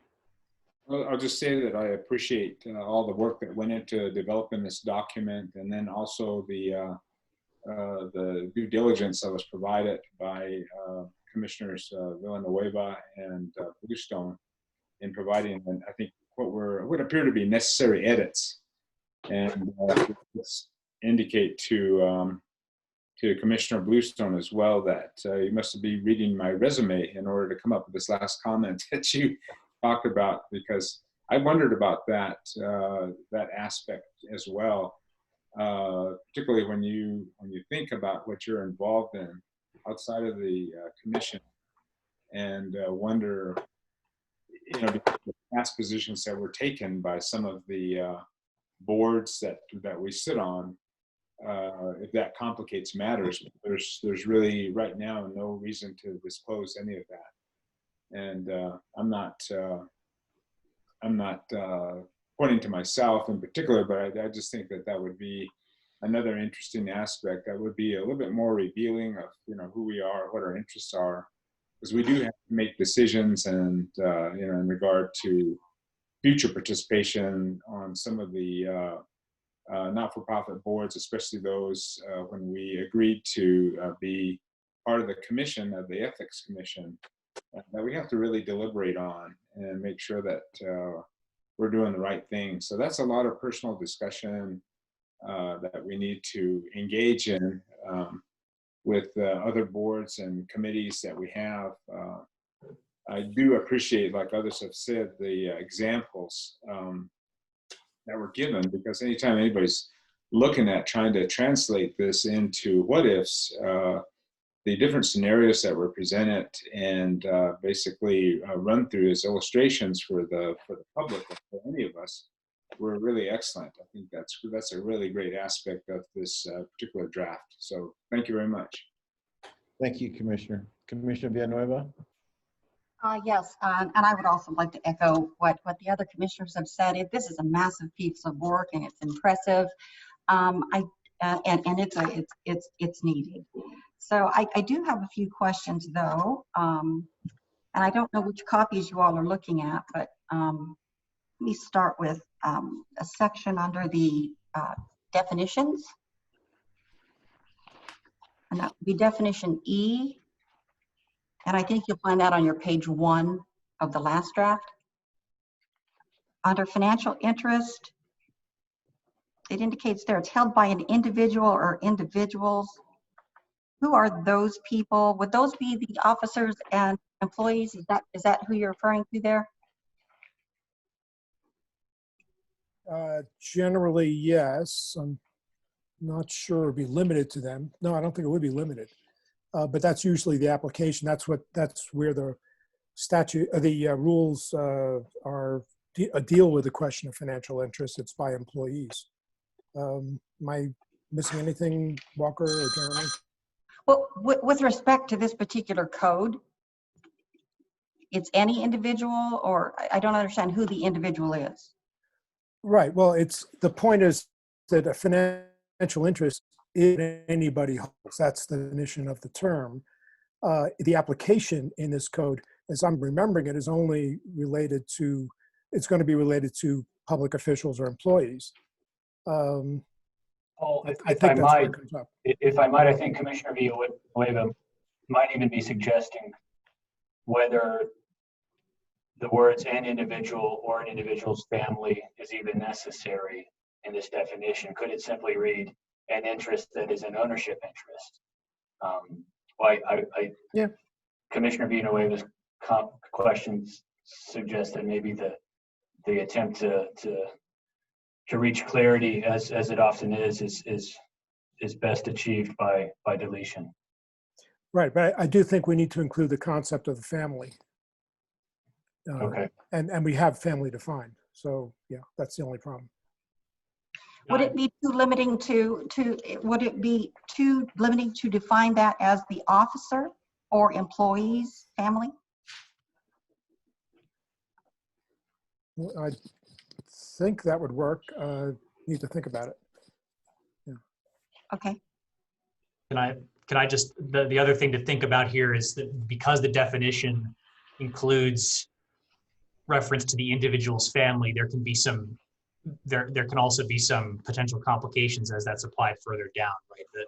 The rule on financial disclosure says that an officer employee or the officer or employee's spouse must file a financial disclosure. Does that include the spouse's family as within the scope of the financial disclosure? So I would agree with Jeremy's point that perhaps clarity may be served by deletion here. Okay, good point. Yeah. Okay, so on that, on page 2, under G, the letter G, indirectly means with and on account of the subject. Who is the subject? Could you please define that for me? That's not clear to me. Okay, that's actually not the way I wrote it originally. But as I recall, we were trying to put in a definition that we could apply in the rules about something that is not done, well, not done directly, but specifically it's on a more limited basis, that the person acted with knowledge or acquiescence or that the action was done with the person's knowledge or acquiescence or recommendation, but not necessarily by the person themselves. Rather, they were more observers and abettors if it's a misconduct. But they weren't the actual ones performing it. That's the idea. Yeah. Okay. And that does have application in several places in the rule. Okay. I submitted I made a suggestion that maybe we add a definition for officer. I think that makes sense. Do you have one in draft already? No, I don't think we did that. The state statutes refer to officers throughout, and we just went with that. Remember, there's one restriction in writing rules. I'm not speaking from certainty here, but there's a restriction there is a statute that actually says when you're writing up a rule, don't put in anything that's already defined in the statute. They actually don't want you even to include the definition if it's defined in the statute that you're writing the rule about. And that basically means they just defer to the definition of the statute. That could be difficult, and we did try to skirt that a little bit, but that may be why we didn't have it. But we can add a definition of officer. And I think that's right, Paul and Commissioner Villanueva, and maybe what it makes sense to do is in the definition of a public officer or public employee is to refer to the statutory provision that Paul is suggesting. Commissioner Villanueva, in Section 2I of the Governmental Conduct Act, there's a serviceable definition of public officer and employee. Okay, can we reference that then? Yeah, yes. I think there's a problem with that.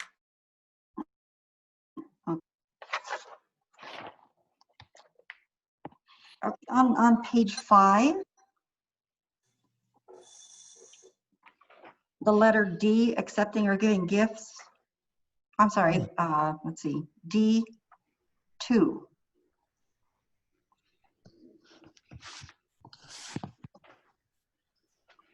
It indicates, are you there? Are we there? Getting there. Okay. Go ahead.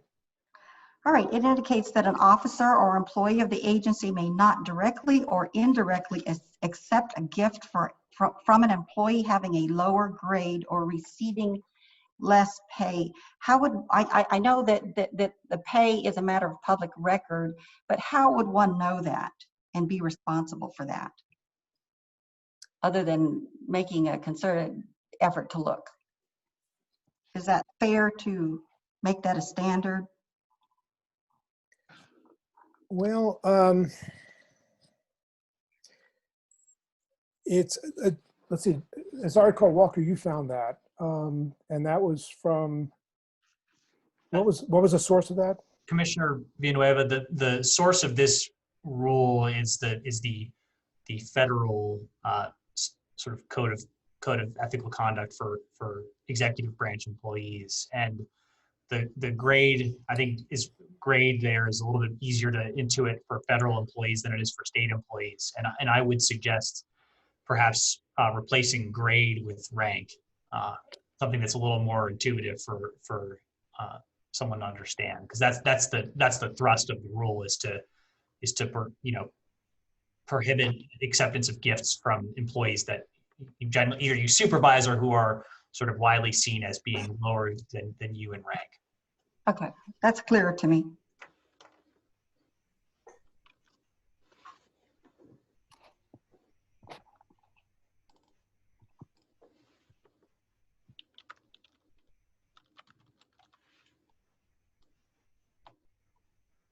Okay, on page 6,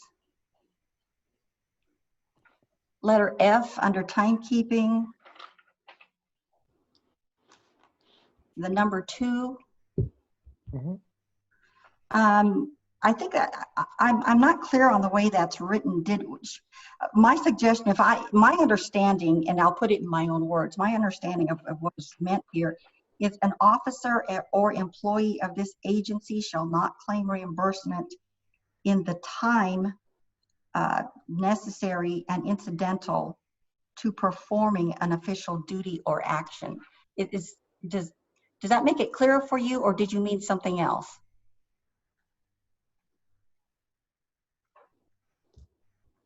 Can you say it again, please? An officer or employee of this agency shall not claim a reimbursement in the time that is necessary and incidental to performing an official duty or action. I don't read that particular sentence that way. Interpret it. Does my sentence make sense to you? Does my language make sense to you? Or does it seem to convey the same thing you're saying? It seems to convey the same thing. Would you mind, just to save some time, would you like to just send that and we can look it over? Okay, perfect, okay? perfect. Thanks. Yeah, I'll do that. Great. Yeah, that's a good idea. Okay, good. Further down in letter G under procurement, the number 3, the title there, I don't quite understand, and I made an insertion there that says intra-agency, and I'm not really sure that's even an appropriate suggestion. Can you explain to me what that title means? Which one are we on? D3, conflicts of interest prohibited. Right. Okay, this is the concern agency waiver? Is that the? Yes, that's the concern. Oh, okay. Okay, so the question is, in procurement, there are certain restrictions that, or certain things that are identified as conflicts of interest that would prevent a particular employee from being involved in the transaction, perhaps in writing the specifications or whatever. And NC gave those kinds of restrictions in certain circumstances, and that's what we're talking about. Okay, that makes sense to me. Okay, I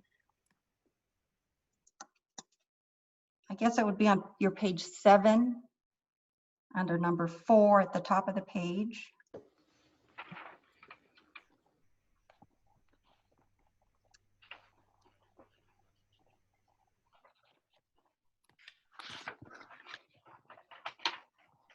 Tell me the section I'm actually working from the version that was sent out by the staff, so the page numbers aren't the same. So because we include including the G4, commentary. Paul, G4. Okay, thanks. G4A. Got it. I'm sorry, let's make that B.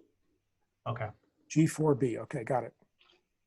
Okay, so the language there is that an officer or employee of this agency who participates directly or indirectly in procuring goods or services from this agency,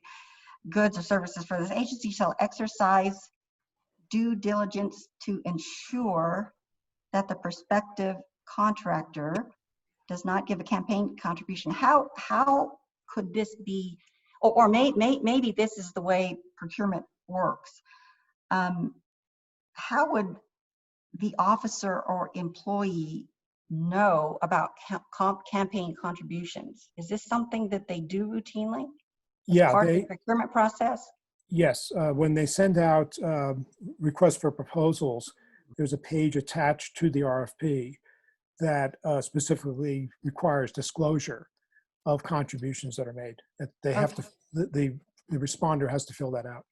Okay. I believe, Commissioner Villanueva, that is a statutory requirement. Cliff, if you wanna elaborate on that. Yes, thank you, Jeremy and Paul. Commissioner Villanueva, in 2006, the procurement code was amended. It's section 13-1-191.1, sponsored by now retired State Senator Dee Dee Feldman. I worked with her at that time, so I'm very familiar with this. And it requires prospective contractors to disclose campaign contributions more than $250 if made during the previous 2 years before the prospective contractor has submitted a bid or proposal. So as Paul mentioned, in the request for proposal or request for bid packet, there is a disclosure form which the state government has, which requires prospective contractors to disclose that information to the agency about what campaign contributions and what amounts and to whom they have made in the previous 2 years. So this is taken directly from the procurement code. I see. So is the extent of the responsibility of the employee, the officer or employee, to have that form completed and attached to the or included in the process, or is what I'm saying is I don't know to what extent they would be responsible for that actually occurring, the contribution having been made, for them ensuring that it had or had not been made. Perhaps is their responsibility ensuring that the disclosure form is completed? Commissioner, that's correct. It's the responsibility of the prospective bidder or offeror to make the disclosure to the agency that is procuring the goods or services. And then the due diligence part by the agency is to check that out using public sources such as the Secretary of State's campaign reporting website, if the agency has the resources to do that. But the disclosure requirement is on the prospective bidder or offeror who is interested in entering into a contract with a public agency. Okay. So the Commissioner Villanueva, if I might, so the way this works with state agency procurement is this particular disclosure form. It's not part of the packet that state agencies send to Contracts Review Bureau for approval, but it is necessary that it be part of the procurement file. So at a minimum, the state agencies, whoever's handling the procurement, needs to ensure that this disclosure form goes out to the contractor and the contractor reviews it and signs it.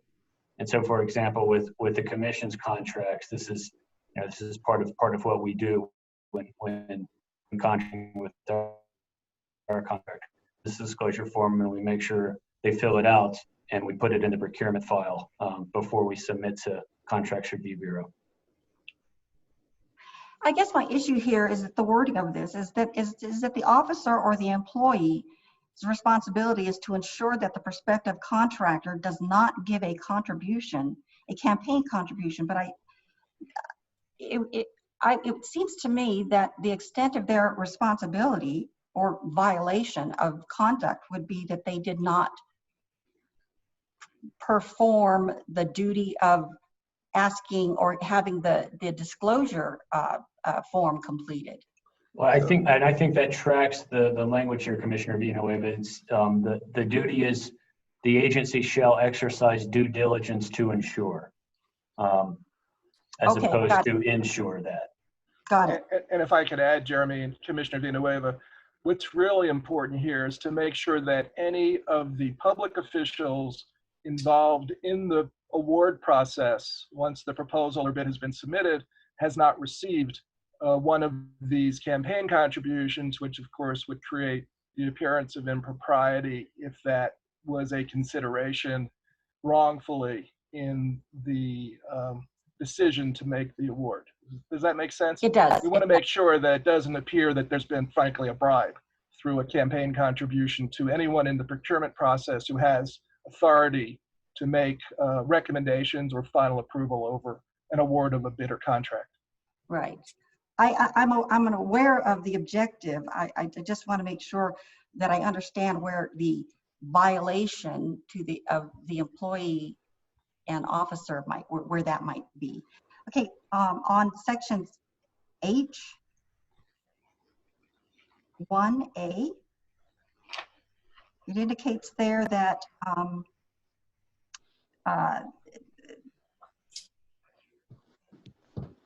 it basically says this agency will not contract with a person who is represented by a person who was an officer or employee of this agency within the preceding year. Can you define, or how would you operationalize the preceding year? Is it 365 days or calendar year, or how is that? Yeah, I think it's operationalized? Who was within the preceding year. I've always read that to be the last 365 days. Yeah, unless I'm wrong, that's what I've always understood it to be. So it's not like as it would not be any time in 2019. It's starting, the preceding year would start June 5th, 2019 till today, not January 2019, which is the preceding calendar year, but not within a year. Again, this language is taken straight from the statute. Oh, it is, okay. Yeah. I didn't quite know where the genesis of this was. On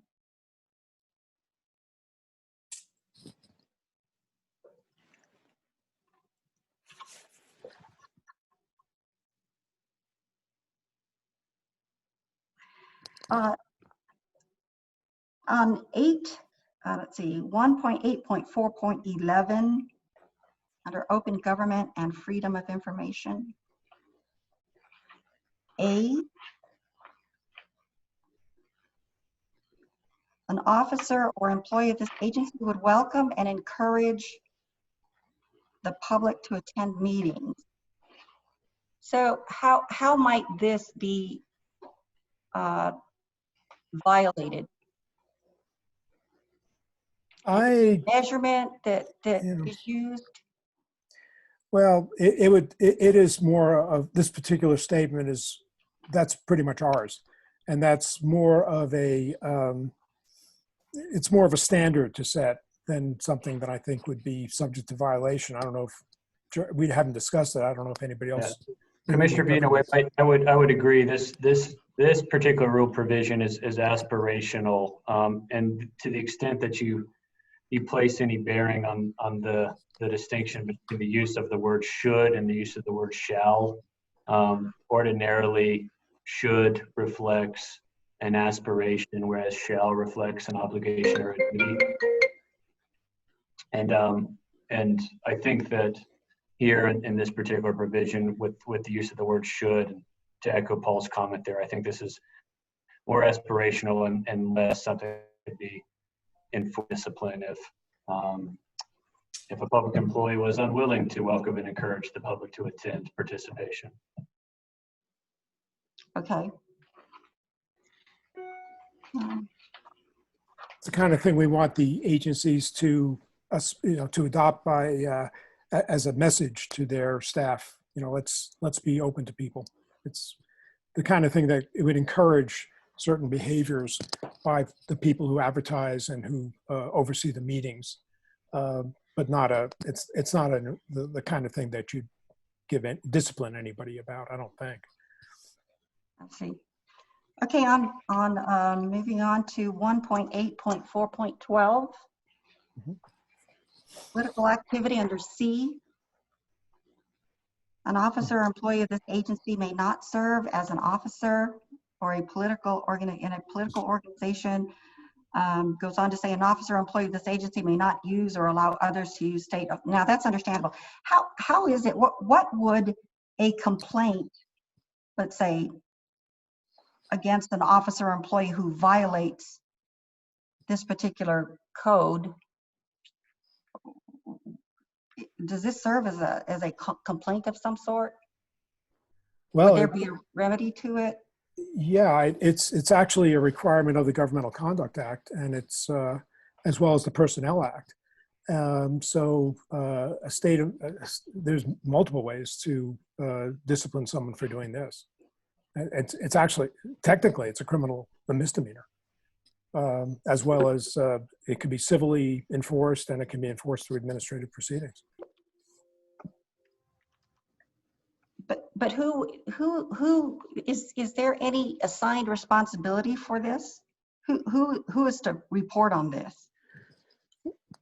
Anybody really. It's there's no limit on who could report this, and the people who would pursue it would be initially, I would assume, the supervisors and the management of the agency where the employee works, administratively, making sure that the employee understands this is not allowed.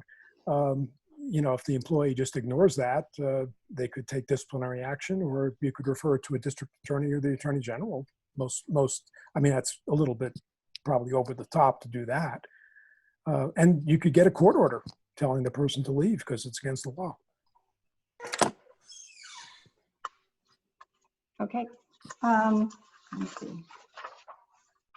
Okay, I think I just have, you know, lastly, I just want to comment on, just make kind of a general comment in that in my experience, there's a difference between a code of conduct and a code of ethics, in that ethics is a very broad value statement that is typically, in my experience and my understanding of the way it works, it's typically established at an organizational or institutional level. And it's really a matter of thinking that kind of overrides overall decision making. And codes of conduct fall under the code of ethics, in that it provides specific actions that could or could not be violated and be determined to be ethical behavior. So having said that, and also having looked at the statute, I believe that these are really codes of conduct rather than a code of ethics, because a code of ethics is basically one value statement from my understanding and experience. And in the statute, I believe the commission is required to write a code of conduct. It says, I believe in 1018. Oh, I'm sorry, 1016. It doesn't say code of ethics. It's Jeremy, do you have that in front of you? Sure. Commissioner Villanueva, under the State Ethics Commission Act, there's several things to say in response to this comment. The first is that under the State Ethics Commission Act, the commission has the duty to draft a proposed code of ethics for public officials and public employees. Under the Governmental Conduct Act, each elected statewide official has a duty to issue a code of conduct for its peer agency, and other public agencies may issue codes of conduct that can then be filed with the State Ethics Commission Act. I do know that in the corporate business setting, that codes of ethics might reflect something distinct from a code of conduct, to be a kind of a more a statement of values, something kind of maybe at the limit of what this particular code does in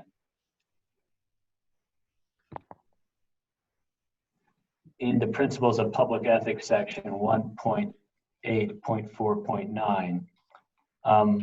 But I also think that, to a large extent, how the commission interprets the word proposed code of ethics in the State Ethics Commission Act, it's kind of largely up to the seven of you to read that how you will, and determine what kind of normative principles and how specific those normative principles are going to be as applied to individual conduct of officers and employees.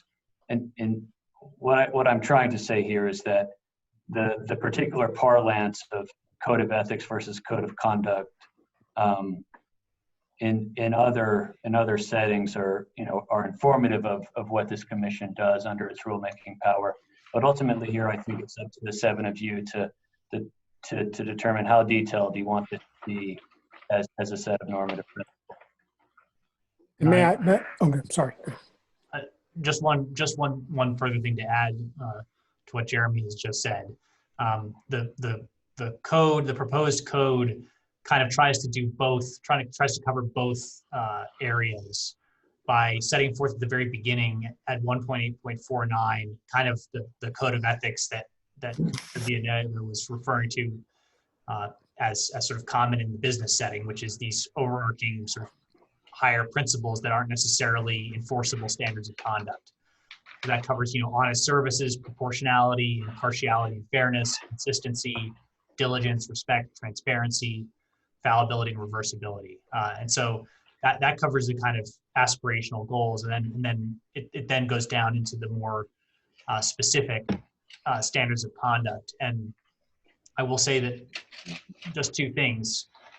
One, the commission staff did a pretty wide survey of what other public agencies were calling codes of ethics and what other public agencies were calling codes of conduct, to try and figure out how it's used in government. And there isn't really any rhyme or reason to that. Some agencies have codes of ethics that are very specific. Some agencies have code of ethics that are very vague and aspirational. And I guess the idea behind prescribing very specific standards of conduct here was to allow agencies to receive this proposed code of ethics and adopt it and have it cover their duties under the Governmental Conduct Act to adopt a code of conduct and make it convenient for agencies to kind of just adopt what the State Ethics Commission is proposing and make it as painless as possible from the perspective of other state agencies when they receive this. Basically just let them fill in the blank for what agency it is, and then they can adopt it. So that was at least one of the rationales behind the way the staff proposed to tackle this question. And if I may chime in on one other aspect of this, Commissioner Villanueva, I think I have certainly seen very useful codes of ethics that are 1 page long. And obviously this is a good deal longer than that. I think the main thing that I was hoping to accomplish was what I mentioned at the outset, to try to combine into one place under each topic all the laws that apply to each topic, whether it's the Governmental Conduct Act, the Procurement Code, the Gift Act, these things overlap. The criminal statutes that we have, any one of them could be a trap for someone who doesn't check all the laws. And so I think it's a valuable contribution in interpreting what our obligation was to do for the first time, to put together this compilation of all the laws that bear on each ethical requirement that people have who work for government or who work with government. So we took that task on, and it's a big one. But I think by doing it, we've provided a very useful beginning resource that I think could be in the legislature because it takes all of the statutes and rules that have been adopted and compiles them as comprehensively as I knew how, and the staff knew how, into this one source. Okay, I just have one other comment, and I probably need a primer on how to write rules, but there is no, as I read this just seems again like a list of do's and don'ts, with there's no intimation that there could be a potential consequence to a violation of any of these actions. And as I was looking at, and I think we've seen this in the current, Governmental Conduct Code, that I don't see any tie to any consequence occurring. Unlike a job description where you have a task that you perform, and if you perform it well, you get a superior, you get immediate. Regardless of how you perform it, it is not a basis for firing someone or a consequence that would cause them to lose their job necessarily. So I see these codes of conduct as being minimally required. So if a person were to look at these codes of conduct and violate any one of them minimally, the consequence is a potential complaint that is moved to the to the SEC. And so I'm wondering, I don't know how to write rules, but I'm wondering if perhaps in the objective statement, I don't know if it's possible to include something like these code of the code of conduct offers standards of conduct for which violations can form a basis for the filing of a formal complaint to the State Ethics Commission. There just doesn't seem to be any tie to the rule and conduct. So if there's a logical consequence to behaving or performing these standards, why would anyone do it? Commissioner Villanueva, if I might, this comes in when the particular agencies issue these codes themselves, so again, the State Ethics Commission doesn't have the rulemaking power to issue this and then enforce in its own administrative proceedings violations of this code. On that point, you are correct. However, when the individual agencies adopt this or versions of it, they can enforce discipline against their own employees who violate it. And then those employees can seek review of that discipline before the state personnel.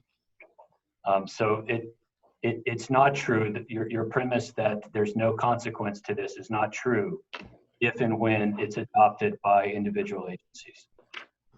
But there is a consequence, but I can see that there is a consequence, but it is not stated that the use of these or the establishment of these standards is tied to a consequence, such as a complaint being filed against them. And I can see that a person would argue that, you know, I followed the code, I didn't follow the code, but it didn't say anything would happen to me. May I? It's just a question. Yeah, and may I just say that each agency would have its own rules already in place, or the State Personnel Act's rules more likely will say that an employee who violates the rules of conduct is subject to discipline. But we could put in that statement. I don't see a problem with that. Okay. We're not changing anything. We would just be echoing the fact that an employee who violates this rule will be subject to discipline the same as they are for violating any other rule. I would appreciate that. I think that's, to me, that's important.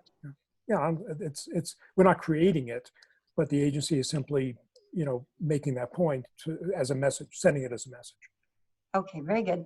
Yeah. Thank you. I'm through. And commissioners, I'm very sorry for taking up the time. Thank you. No, thank you very much. You've been very helpful. Very helpful.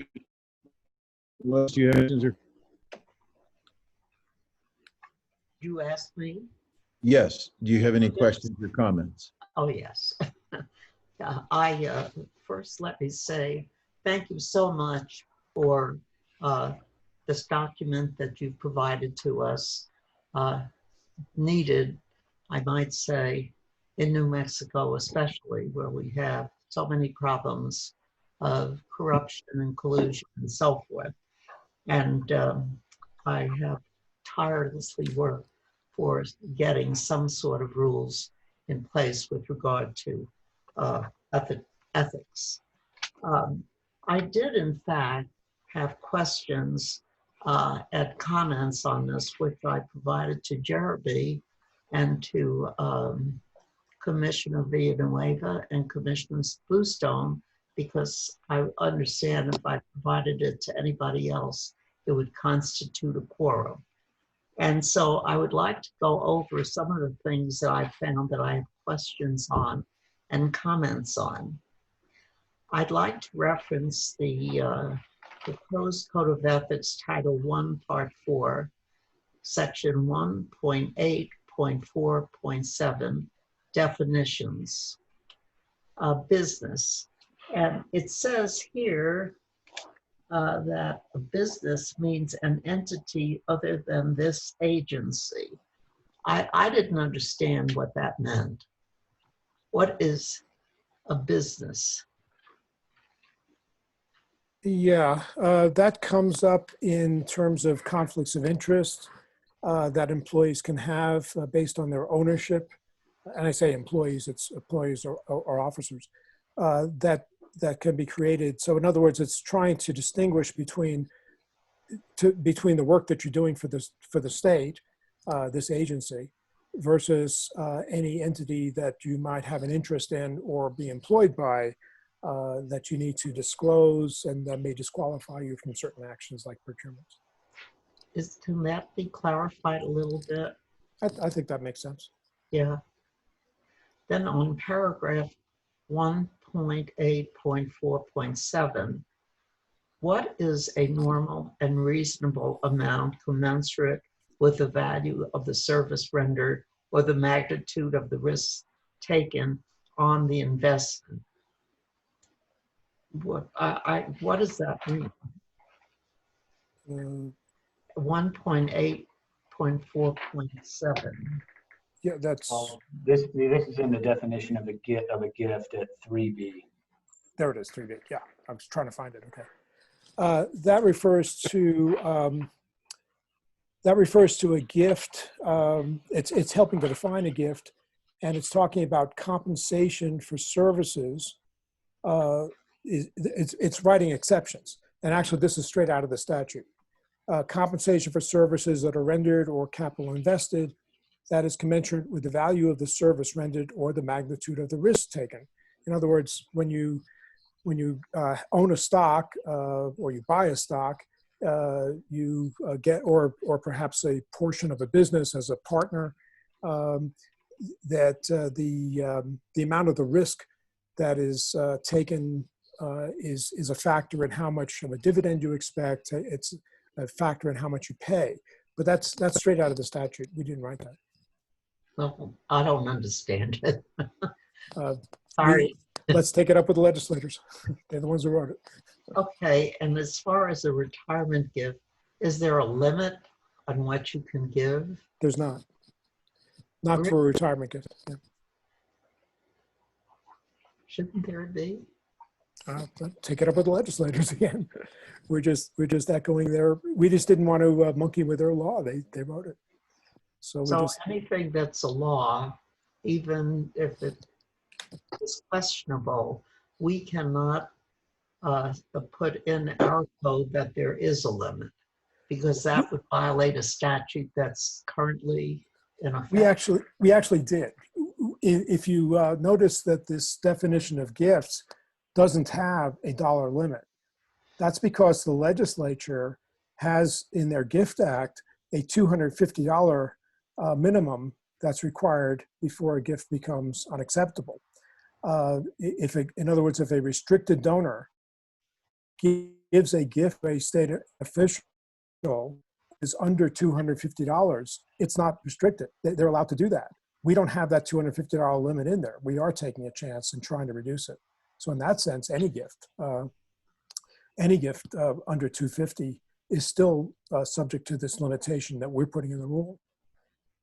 So it's $250? By statute, but not by this rule. The rule says zero. $1 is too much. So we are taking a very strict position on that. Okay, 1.8.4.9, principles of public ethics. Proportionality, explain what this means. Fallibility and reversibility, how can this be measured or assured? I think it's too vague. Can that be made more clearly or defined more clearly? Walker, can I turn to you on that one? I think you actually put that one in, didn't you? Or did I? And I'm going to pass the baton to the executive director who. Okay. So we're on subsection H, fallibility and reversibility. No, B, I thought, Oh, proportionality. we're on B, on proportionality. Proportionality. I'm happy to speak to that. Just Yeah, that's what I was- proportionality. Yeah. You know, the again, to go back to Commissioner Villanueva's comment, these provisions are not designed to be enforceable. They're not designed to be the basis for discipline.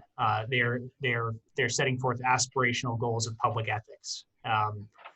And in that light, the goal of proportionality is to encourage employees to only take the means necessary to accomplish the end and the end in question. And so certainly that's going to just depend on whatever issue is in front of the employee or officer at a given time. The commission cannot anticipate every potential set of facts or problems that might come up before an employee. So the idea of setting forth a principle of public ethics that encourages proportionality is to encourage officers, employees to only use their powers to accomplish the ends required and not to go further. And that's just, I believe, a principle of limited government. A state officer or employee should not go overboard in the use of their powers in order to, basically just, with using some end as a pretext. That's the gist of that provision. And I would defer to Jeremy on the fallibility and reversibility portion of that section. Well, I'd like to comment. Why do we need it in there if it's non-enforceable, etc., and people reading this don't understand what it means, and I don't understand what it means? Why do we need even that have that in this code? I'm talking about the proportionality part. Commissioner Williams and for the rest of the commissioners, as Director Farris said, ultimately it's your call as to what to include or not include in this code of ethics. However, I do believe that a principle that encourages officers and employees to avoid restricting the rights of New Mexicans or imposing burdens on them when those restrictions or burdens are not justified by a public interest is an important principle of public ethics and is worth inclusion in this code of ethics. Well, all I'm saying, if it is necessary, I'd like to have it defined so that I can understand it, or someone with, an employee maybe at middle management level can understand that. And the same on fallibility and reversibility. How can this be measured or assured? It's too vague. Oh, did you want me to take that? Go ahead. Sure, Commissioner Williams. The principles of public ethics, I think, are crafted at a level of generality where they don't directly apply to conduct in the same way as the other principles that follow. And that kind of is tracking what her and Commissioner Villanueva have spoken to with respect to different interpretations of what is ordinarily meant by a code of ethics or a code of conduct. But I do want to backwalk her up that I think that these general statements of values for government have a place in a code of ethics or a code of conduct that this particular agency issues. Fallibility, it simply means that humans err. Humans are imperfect, and when government officials make decisions, take actions regarding the public fisc or regarding the use of public power, I think it's worth bearing in mind as a normative principle that we do err and our decisions are imperfect and are also laden with all kinds of unconscious bias, and that relates to a very salient and contemporary point. And in light of that, this principle is simply that all of those facts about human decision-making should mean that governmental decisions, public decisions are made in ways that are deliberative, that they're open to review, and where appropriate, they're reversible. And I think, you know, that kind of principle follows from the fact that human decision-making is imperfect and laden with conscious bias. And I think that belongs in a statement of government ethics. I think we could try to rewrite these to be a little, I think addressing the commissioner's concern, perhaps rewrite these a bit. Might help to make them more understandable. And then it says ordinary transactions at market rate allowed. I think this needs an explanation. It's also in 1.8.4.9. Ordinary transactions at market value rate allowed. I believe this is 1.8.4.10 yeah, C3. Oh, okay. I have it as 0.9. In any event, I don't know what that means and what it's referring to. Do you see it? Yeah. Okay, can someone explain it to me? The point there that we're trying to make, and perhaps needs to be rewritten, is that if an employee is, let's say, getting a bank loan, and the person is involved in some way with banking regulation, we don't want the bank to give them a cut rate on their interest, on their mortgage. They need to pay the same rate as anybody else in that situation would pay. That's why we have the same basis available to any other member of the public. So how, again, I guess I don't understand how that's related to employees who work for the state. Well, like I said, as we have the example in there where somebody goes out and gets a bank mortgage to buy a house. Well, we don't want to tell people who work for the state, if you're going to work for the state and regulate banks, you're not going to be allowed to ever get a mortgage from a bank. Oh, okay. We're saying if you do it on the same terms that anybody else would do, it's okay. Yeah. That's the point. Can we say it like that? Well, yeah, we have it in the example. I'll look at it and we can try to rewrite it. Okay. And then if I am an employee or officer of the state, can I purchase or contract for goods and services from the state? This appears to be a conflict of interest. And that's in that same 1.8.4.9. Which section of that? It says, if I'm an employee or officer of the state, can I purchase or contract for goods and services from the state? I believe it states that you can. You're still talking about C3? Yeah, well, I have it as 1.4.9.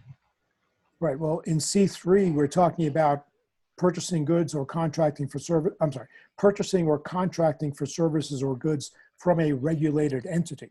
That goes back to that example of the bank mortgage that I was just talking about, the mortgage loan. Not from the state, from the regulated entity. That the state is regulating. I don't see anything about, I don't think we have anything about purchasing from the state in the rules. Okay, well, I want to move on because I have a number of other questions. An officer employed may accept payments for services rendered if it is a private business. Recommend clarification to state as long as it is not in conflict with ethics code, not doing business with a state entity.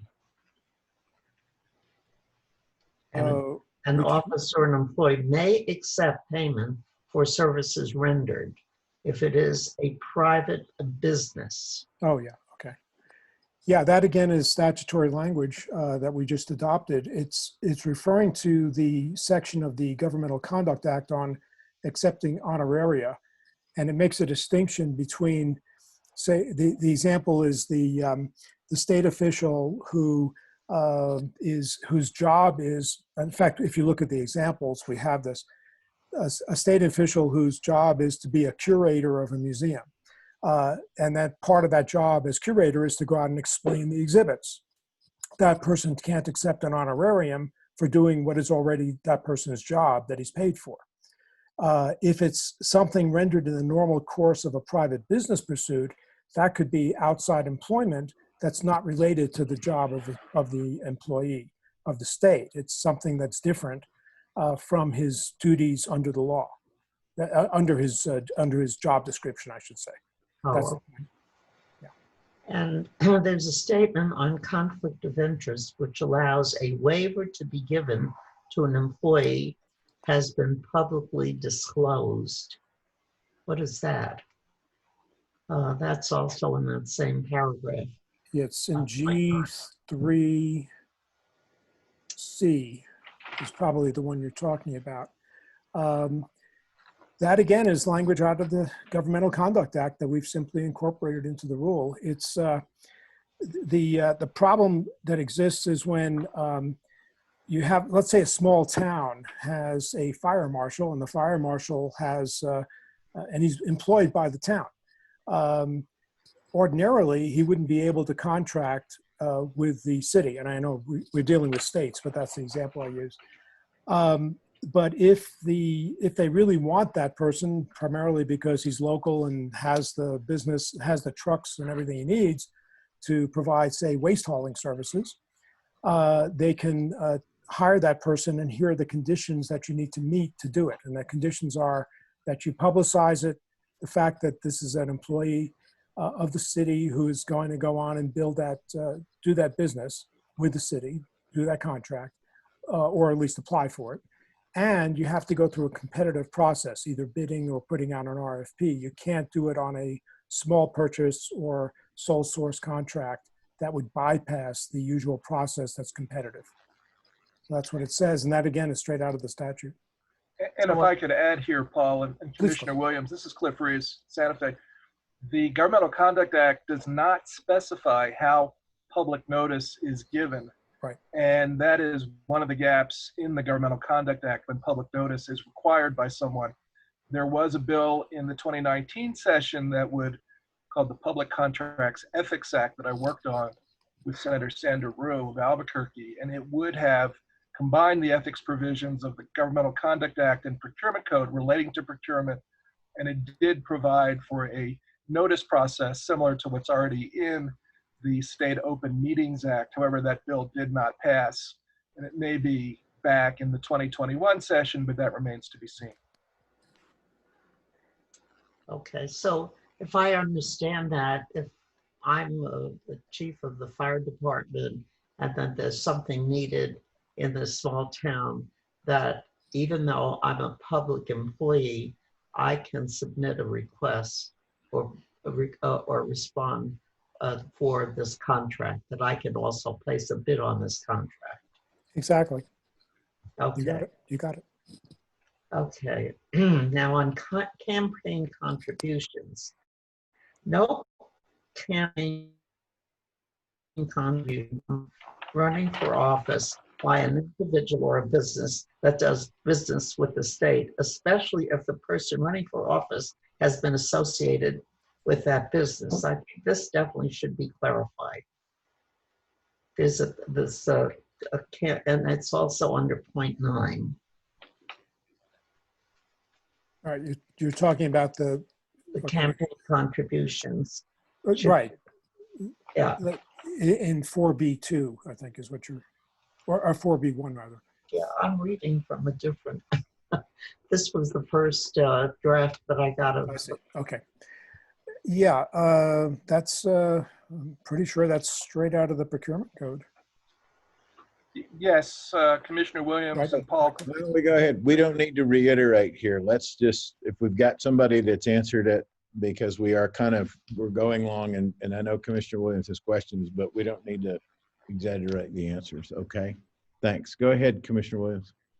Okay. Then there's a paragraph relating to a former officer or employee of the state should not be allowed to represent a person or business for 2 years. Is that correct? Is it 1 year or 2 years? It's, So it depends which one you're stated talking about. leave. What's that? I'm sorry. So if I'm an employee of the state and then I leave, I retire or something, how can I go to work for one of the businesses that I was involved with, regulated? Is it for 1 year or 2 years? It's 1 year. The part you're talking about, I believe, is 1 year. Is there any way we can make that longer, or is that in the statute? It's in the statute specifically. We'd have to modify what the statute says. Well, I think that 1 year is just too short. And I know in the federal government, you can't do that for 2 years. Right, and Francis, that's for the legislature to determine that, right? Okay, well, I don't. We'd be contradicting the statute. Okay, and then on 1.8.4.12, political activity, it says an officer or employee who becomes a candidate in partisan election must take leave of absence from duty. How long should that leave of absence be for? That's not stated. Right. It's until the campaign ends. There's more detailed information in the statute, and we kind of didn't want to overdo that since it's already there. But it's basically until the campaign ends, then you can go back to work. Okay, so if they announce their candidacy, do they have to immediately leave their position on a leave of absence? Yes. Okay. And that's when they announce that they have to start taking leave. Is that correct?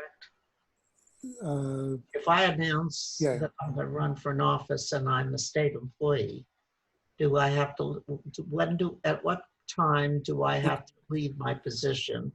And how long should I be away from it? It's upon filing. It's when you file your statement with the Secretary of State that you're running for the office. That's when it starts. Okay. Yeah. So when I said announce, when you said announce, I was reading that into it. Yeah. Then on paragraph 1.8.4.13, ethical conduct in the workplace. And it states that you have to learn about what behavior constitutes harassment. This requires a stronger explanation. I was kind of bothered by the way it was stated. I think it was too vague. And if there's ethical conduct in the workplace, especially as it refers to harassment, sexual harassment, or sexual assault, there has to be some procedures that are followed by whoever's in charge of that organization to take the action. And I found that statement very troubling, that it just says that they should learn about what behavior constitutes harassment and so forth and so on. Well, I'm saying this, provide for investigations by the appropriate state agency and follow up on the complaints. I thought that the way that was explained was really very satisfactory. All right, I think we can add to that. I think let's discuss that among staff and see what comes back in comments as well.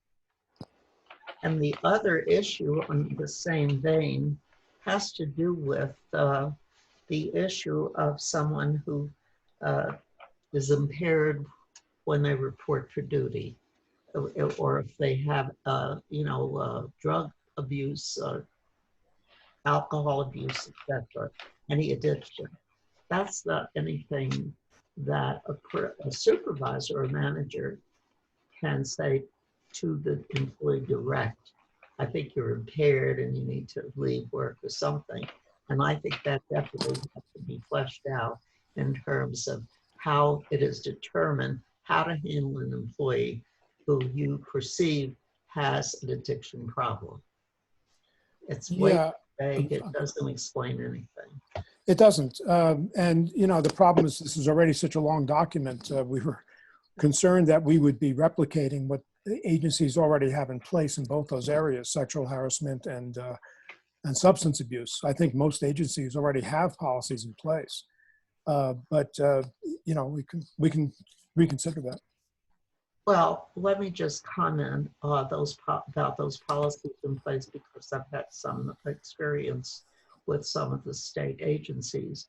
And basically, I think that if we have an ethics code, that it should be specific in terms of the responsibility of the supervisor or manager as to what has to be done to handle it. And give them some information about what are the penalties with regard to, you know, being in that position or showing up like that. So those are my comments with regard to the code. I have a question to ask.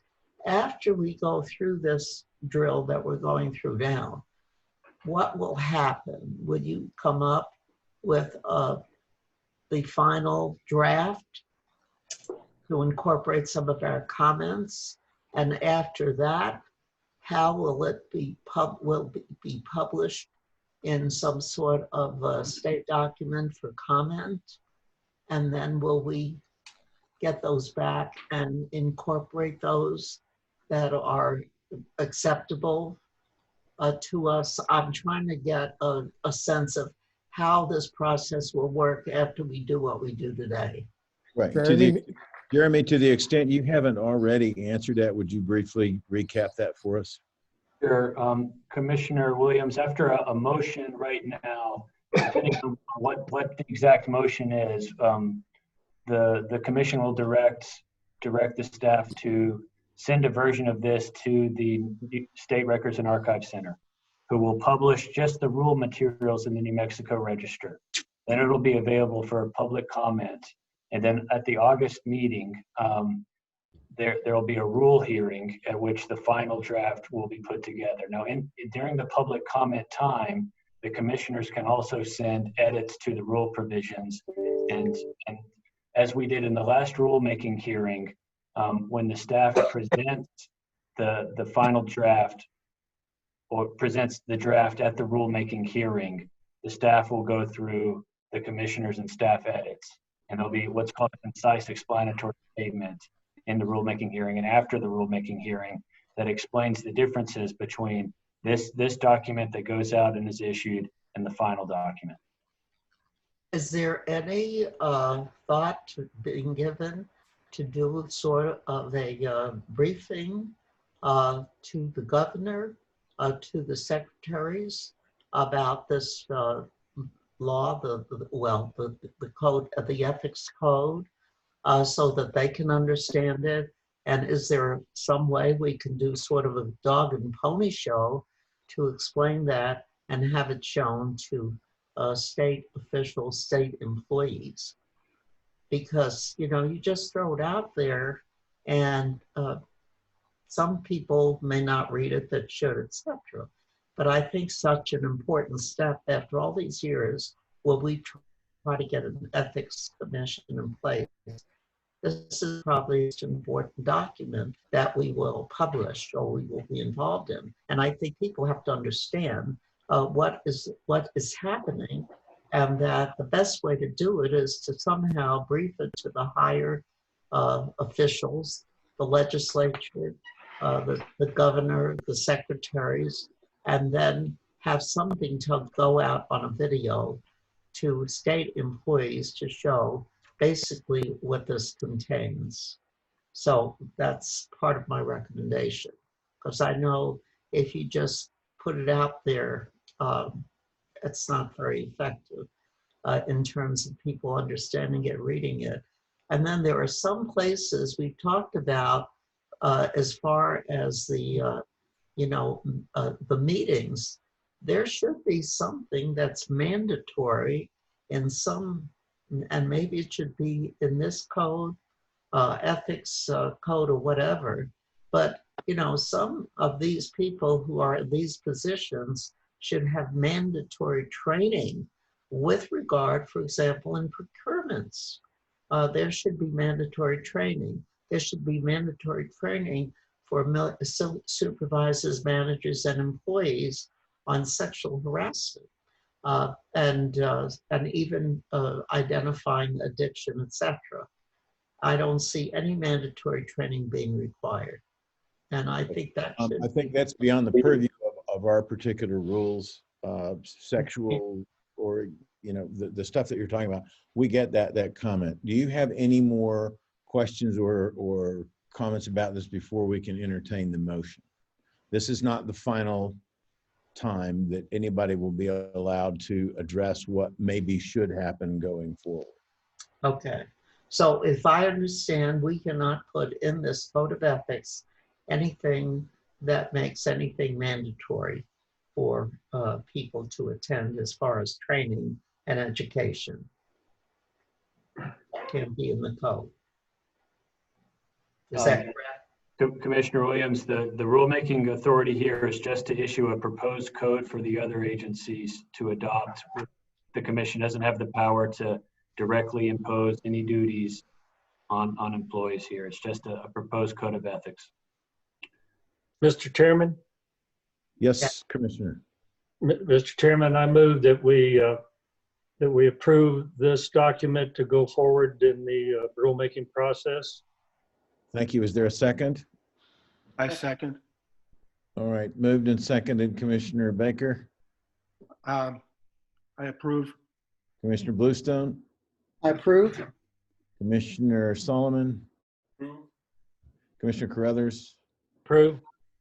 Commissioner Villanueva? Approve. Commissioner Williams? Approve. And the chair approves. So be it. It will move then on to direct staff to send it on to records and archives for the next step in the process. Mr. Chairman? Yes, Governor. Mr. Chairman, given the diligence that Commissioners Williams and Villanueva put into this document, I did read it, but obviously didn't do the heavy diligence that they did. I think it would behoove us to invite the two of them to represent the commission when the document finally comes back from the comment period, to join the staff. I know the staff is going to review it, but if they are willing to join the staff in reviewing those comments that are made by other people, I think would be well worthwhile for their input, given the amount of work that they put into it already. That's a great suggestion. If they are willing to do it, I would encourage the same. I'm willing. I'm willing. Great, thank you. And of course, anybody else is invited to do so, but thank you both for doing that. Okay, the next matter is to be the discussion of administrative complaints. And before doing that, I would seek a motion in a second for the commission to go into executive session for the purpose of discussing same. So moved. Second. All right, I'm assuming that our administrator, well, I'm sorry, Commissioner Baker. I approve. Commissioner Bluestone. Approve. Commissioner Carruthers. Approve. Commissioner Solomon. Approve. Commissioner Villanueva. Approve. Approve. Chair approves. Okay, we are now moving into executive session. Staff, do we need to give you a minute to Yes, Charlie. shut stuff off? Yes, I'm assigning the breakout rooms right now, Chair. Yeah. So just give me a Just moment give here. me a heads up. That's fine. Just give me a heads up when you're ready, Walker. Okay, thank you. Pausing the Members of recording now, public can Walker. stay in this room, and as with last meeting, when commission's out of executive session, it will reappear in this meeting room.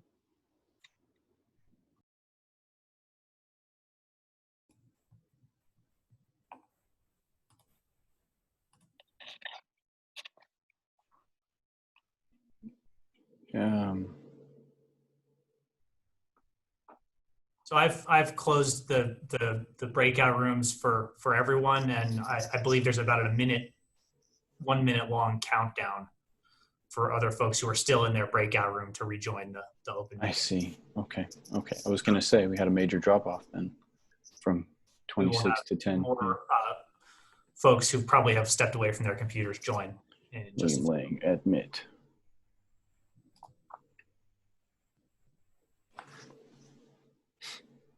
Oh, there's the beach.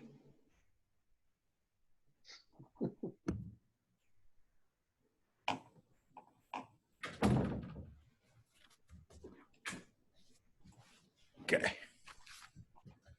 Is everybody back? Front.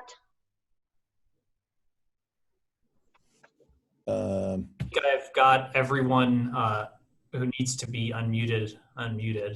Okay. I'm asking Jeremy to unmute himself here, but I'm unmuted. All right. So. All right. So we are back in open session, and now we simply need to take votes as to the administrative complaints. Jeremy, you want to?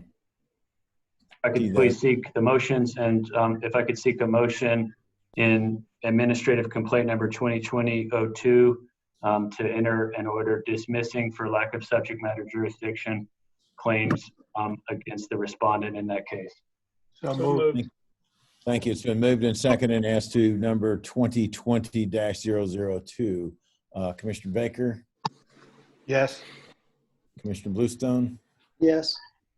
Commissioner Carruthers? Yes. Commissioner Solomon? Yes. Commissioner Villanueva? Yes.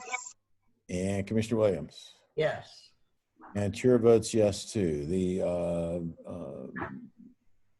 The motion is carried. Thank you, Chair.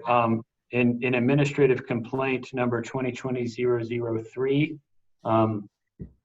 I request a motion that the commission dismiss the federal claims that were alleged in this complaint, in the complainant's complaint, and also dismiss the claims that were alleged against the entity respondent. Okay, is there a motion and a second? So moved. Second. Thank you. Commissioner Baker? Yes. Mr. Bluestone? Yes. Commissioner Carruthers? Yes. Commissioner Solomon? Yes. Commissioner Villanueva? Yes. Commissioner Williams? Yes. Chair votes yes, unanimously carries the motion to dismiss as stated by the executive director. And the final item. Thanks, Chair. In an administrative complaint number 2020-005, I'd seek a motion that the commission dismiss for lack of personal jurisdiction claims against the entity respondent. Is there a motion and a second? So moved. Second. Thank you. Commissioner Baker? Yes. Commissioner Bluestone? Yes. Commissioner Carruthers? Yes. Commissioner Solomon? Yes. Commissioner Villanueva? Yes. And Commissioner Williams? Yes. Chair likewise votes yes. The motion to dismiss as stated is approved. And I believe that covers all of the administrative complaint business, does it not?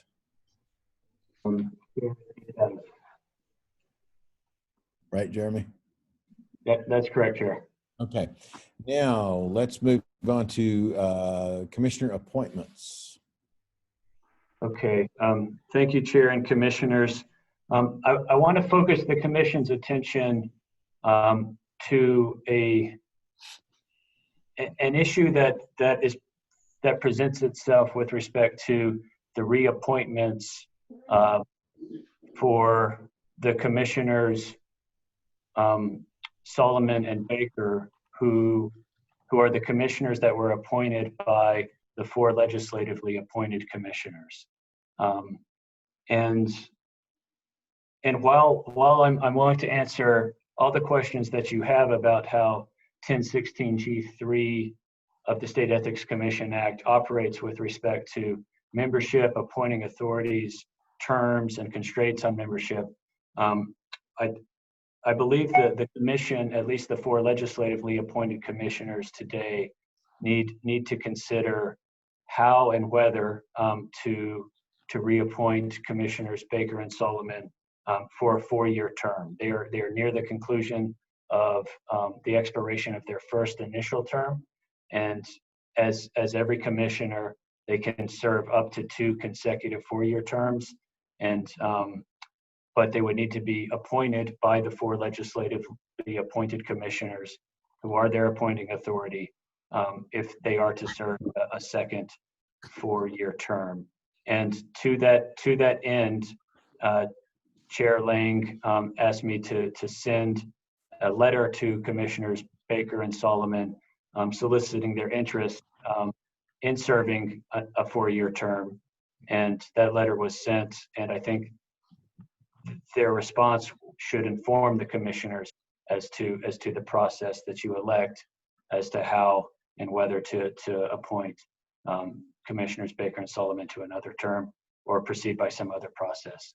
And with that, Chair Lang, I'm prepared to go into detail on the operation of 1016G3, but I'd like to turn it over, because those 4 commissioners themselves kind of need to sort out the process here. Right.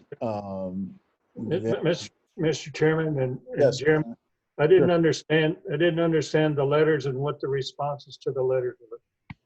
Okay, maybe we should ask Jeff and Ron to first respond to that and sort of give us a flavor for where you are.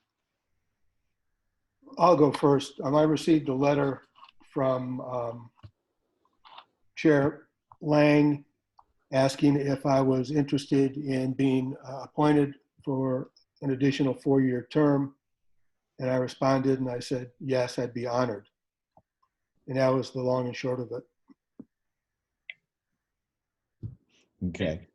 I received the same letter. Thank you, Mr. Chairman, for the letter requesting a response. I wasn't exactly sure when the appropriate time was going to be to respond to it, but I guess this is it. So I too would be honored to continue in this capacity.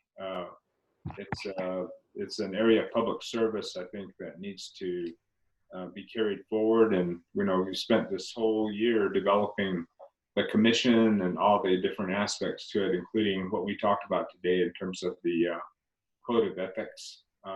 And I would be honored to continue to serve. Thank you. So, Governor, the idea is that the 4 legislative appointees need to be called upon to consider the reappointment or not of Commissioner Solomon and Commissioner Baker. The act that we work under is basically silent. It's how does that work? I have sent out their letter to gauge their interest, and it's up to you 4, I think, to determine whether you do that or whether there is some other process that needs to be invoked. Okay, Mr. Chairman, perhaps a way forward would be, well, one of 2 ways. The 4 of us could have a motion and a second. I guess you could serve as chair for that, or we could go along and express our preferences. So let me start by expressing my preferences, and maybe we'll go to a motion, but I would prefer that both of these commissioners be reappointed for a 4-year term. Okay, let's hear from the other members. Stuart? Thank you. I'm not a voting member on this. I'm simply guiding the discussion. Right. Thank you. And thank you both, Commissioner Baker and Commissioner Solomon, for expressing your interest in being willing to serve again, like Governor Carruthers. I think it would be great to have you continue and to get a full 4-year term. And since we did an extensive public outreach in less than a year, which resulted in your appointments, I don't think there's any reason to go forward any more with another search so soon. And so if it's appropriate, I guess I'm making a motion that we extend them for a full 4-year term each. Okay. Let's hear from the Commissioner Villanueva. I am fully in agreement with extending an offer for them for a 4-year extension of an appointment. Fully agreement, and I appreciate their service this past year. Thank you. Commissioner Williams? I definitely approve of their extension Right. for 4-year term. They've been such an asset to the commission, and I appreciate their service. So I definitely approve them being appointed to a 4-year term. Thank you. So, Mr. Chairman, yes. you already have a motion which was not seconded. I would second the motion by You read Commissioner. my mind. Thank you very much. It's been moved and seconded that Commissioners Baker and Solomon be reappointed, this time for periods of 4 years as described in the statute. They're 4-year terms. And let me ask Commissioner Bluestone, you approve the motion? I do, wholeheartedly. Commissioner Carruthers? Approve. Commissioner Villanueva? Fully approve. Fully approve. All right. And Commissioner Williams? Approve. Right. Thank you very much. And welcome back to the commission, gents. And I heartily endorse everything that was said about you. Mr. Chairman, privately. just as a housekeeping matter, I think I'd have to double check, maybe Jeremy knows. I think we need to send a letter of appointment from the 4 of us to the Secretary of State that confirms this 4-year appointment for each of them. So I don't know if we each have to sign the letter, or I forget how we did it last time, but if you, Jeremy, could arrange for that, it would be appreciated. Will do. Right. In terms of housekeeping, Ron and I need to be re-sworn in by the court. You know, Commissioner Baker, I was just looking at that. The statute simply reads, each commissioner shall take the oath of office as provided. You've already taken the oath of office, but we can dig into the question and answer it. There's a little time. I'm more of a belt and suspenders guy when it comes to that. I would hate for that to surface during some type of jurisdictional contest down the road. So as a default proposition, I would encourage you guys to do that, just so that it is not an issue. I don't know that there's a need for it, but I don't know that it does anything to reiterate it that would affect you. Thank you. That's it. So let's move on to the next matter, which is the discussion of commission visibility. Stuart, Commissioner Lang, I have a question. I'm sorry, I did not hear you. Okay, well, this is my question. I was appointed as Commissioner Villanueva for a 2-year term, and we were appointed by, I was appointed by the head of the Senate Pro Tem. Right. And in any event, she lost the election. Now, after my 2-year term appointment is over, does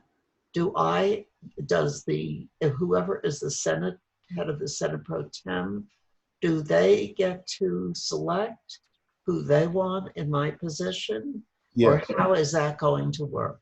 It will be up to the President Pro Tem, whoever that may be, at the time the appointment is ripe to make that appointment. Okay. So if someone is defeated, I guess the one that appointed Commissioner Villanueva has been reelected. I guess that's my understanding. But whoever is in the position of the appointing authority at that time of when the appointment becomes ripe is the individual who will make that appointment. Okay, that's what I wanted to know. Thank you. You're welcome. Okay, Stuart. Thank you, Mr. Chairman. This item on the agenda came as a result of a discussion I had with representatives of New Mexico Ethics Watch, the executive director, Kathy Sabo, and the chairman of the board, retired Justice Richard Bosson, complimenting the commission on all its excellent work, but also asking if there was another form of opportunity for the commission to explore to let the public know more about the issues the commission is working on and to engage in more outreach with our public education efforts on ethics issues. And I thought that it was worthy of us discussing it. I think that it could be a very good idea for us to do things like publishing an op-ed piece now and then, perhaps even monthly, not only in the big newspapers like the Albuquerque Journal and the Santa Fe New Mexican and the Las Cruces, Sun News, but I think there are 30 or 40 different newspapers around the state, plus the Roundhouse publication. And I think it could be a good way of reaching out to the public to inform them on public ethics issues. And I think that these examples that we just looked through this morning that Mr. Biederman primarily drafted for us with the Code of Ethics, for us to take some key issues and help educate the public. I don't have a motion that I'm going to make right now, but I want this to be in our minds as how we can promote more public education and open it up for comments. And before we do, I just want to add a few more thoughts. The first is that I think one timely article for us to promote for ethics education now would be before the general election to advise candidates on what is and isn't proper for the use of campaign funds. This has been a chronic issue that's been discussed over the years. There have been a lot of concerns about various expenditures, and I think it would be a good opportunity for us to get some helpful word out to folks on what you can use your campaign funds for and what you really shouldn't use your campaign funds for. I think that it's not just these op-ed pieces we should consider, but as Jeremy and our chair and Governor Carruthers and I have done, speaking to different groups, maybe more involvement in some of these good government public television shows. And before I open it up for more comment, I just want to add one other topic, and that is that the other day, on Wednesday this week, there was a very interesting editorial, an op-ed that was published in the Albuquerque Journal by the mayor of Española, Javier Sanchez. And Mr. Sanchez, the title of it was "Northern New Mexico Must Bid Farewell to Political Movidas." And he was just talking about public corruption at the local level and up in Rio Arriba County in particular. And I decided to reach out to him to see if he might be interested in coming to speak to us sometime about his concerns. And he responded immediately that he would be. And I think those kinds of things that we can encourage could be very helpful for our public education and public outreach goals and mission.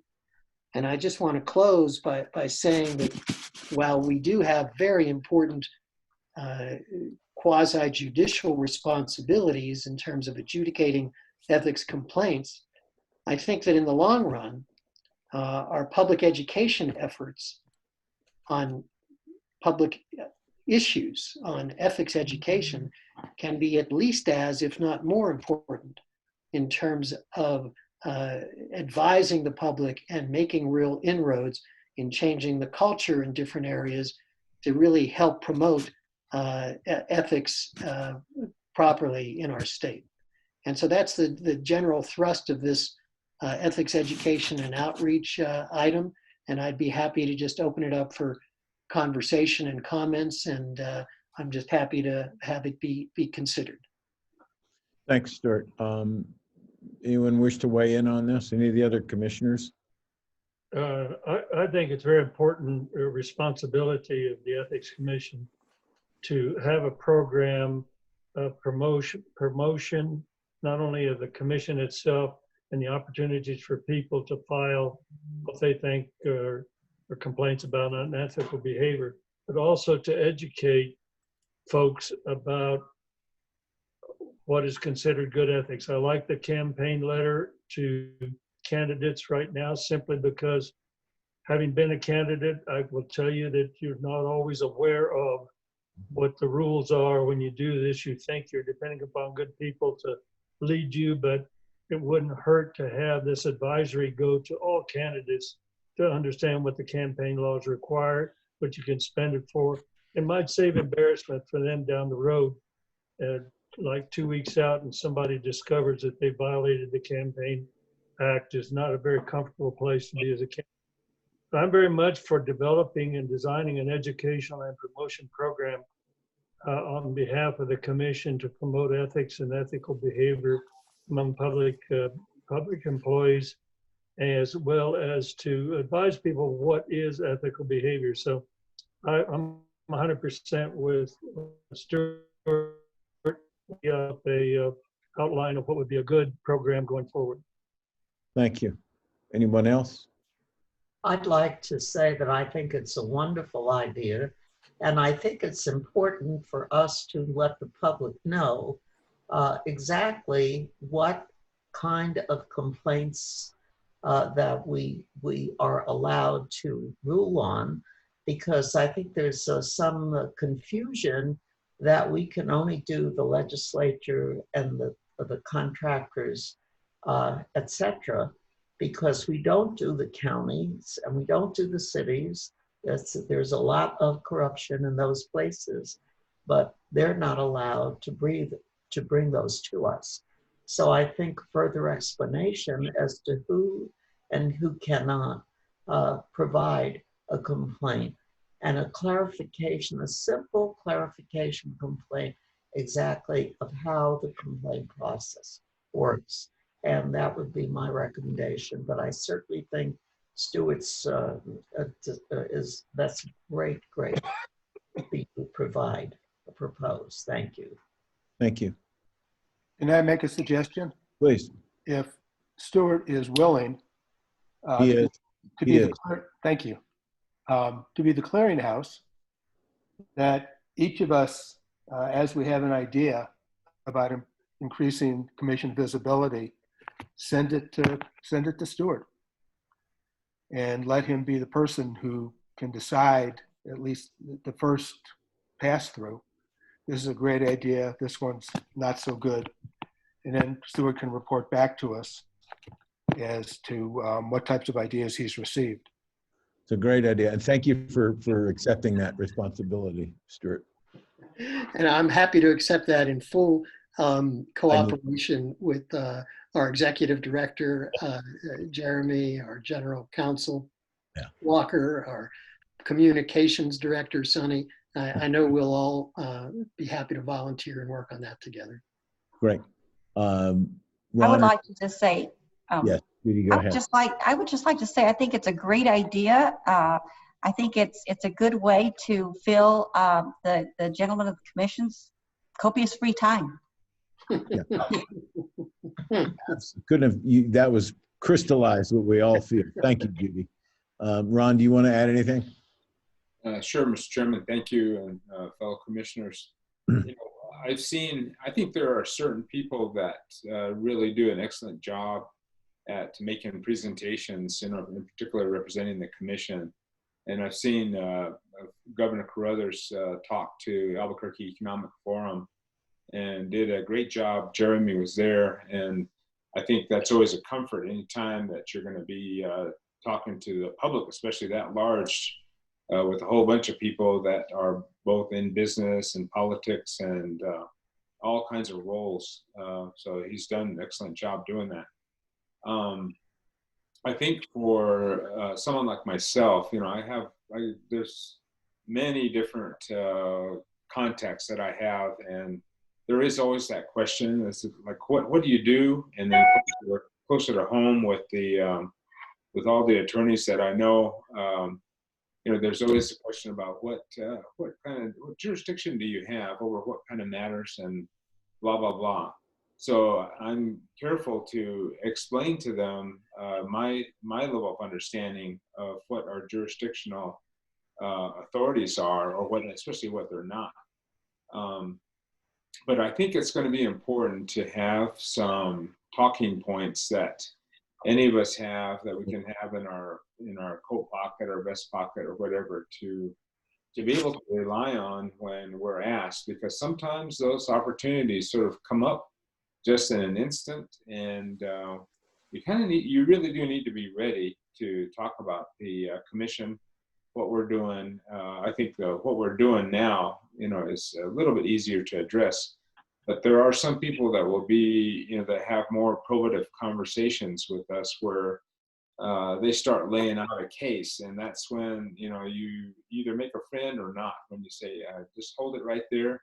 If this is something that, has to do with the activities of a public official or other employee, if you could just hold it there, I can give you some guidance on how to go about this, but don't spill your guts here in this segment, from post mass or church service to just meeting somebody walking on the street. In the neighborhood here, there's a lot of folks that are out and about, and sometimes they'll just stop and say, yeah, I understand that you're on the commission, ethics commission, and I have this thing that's come up and I just want to explore it with you. And so those are the kind of situations that are a little where I'm tentative, and I think for good reason. But the intentional educational and outreach aspects are, I think, good. I'm on several different boards where that kind of query comes up. If somebody wants to understand, what do you do as a member of the commission? What does the commission do overall? To be able to just kind of lay it out for them, and this is both in a for-profit corporate setting, and then a not-for-profit corporate setting that I think we find ourselves in. So without just saying that, I think, we recognize that there are individuals that have the prominence to be spokespersons for us, before the legislative committees and other bodies and agencies.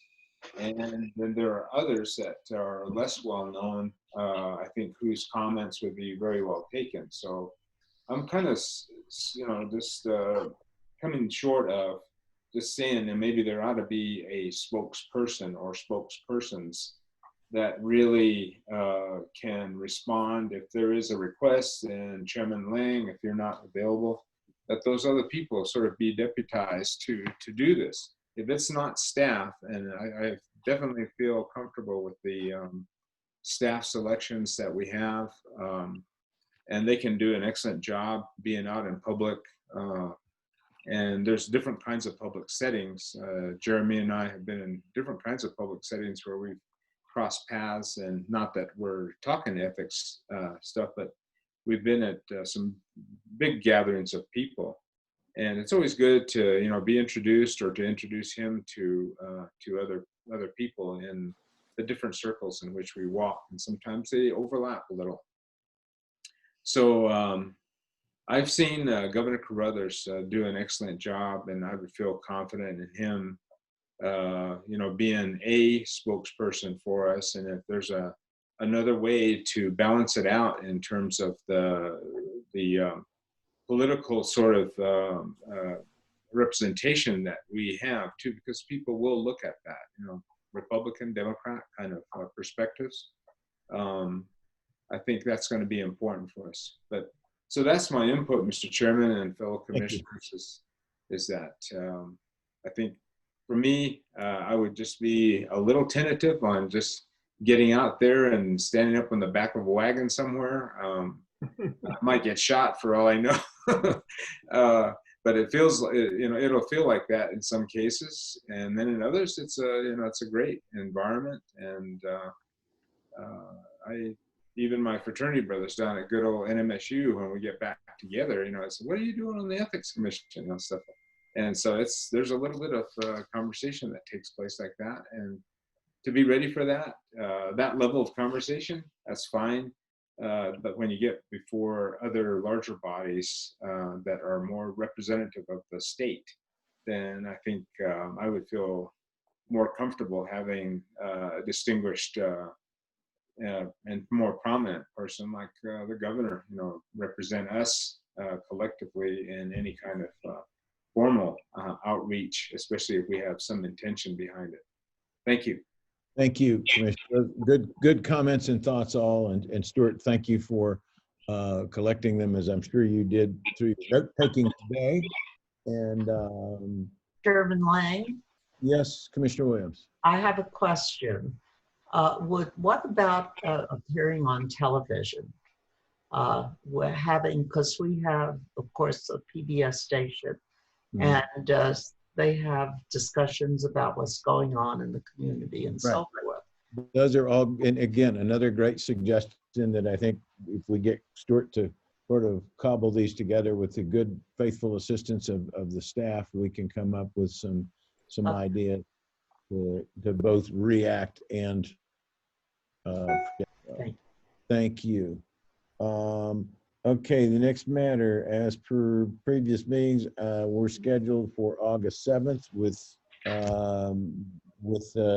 blessing of the universe. We will be able to meet in person, but we've got this Zoom thing that we're able to do. Hopefully we can meet in person, but if not, we will set our next meeting for August 7th.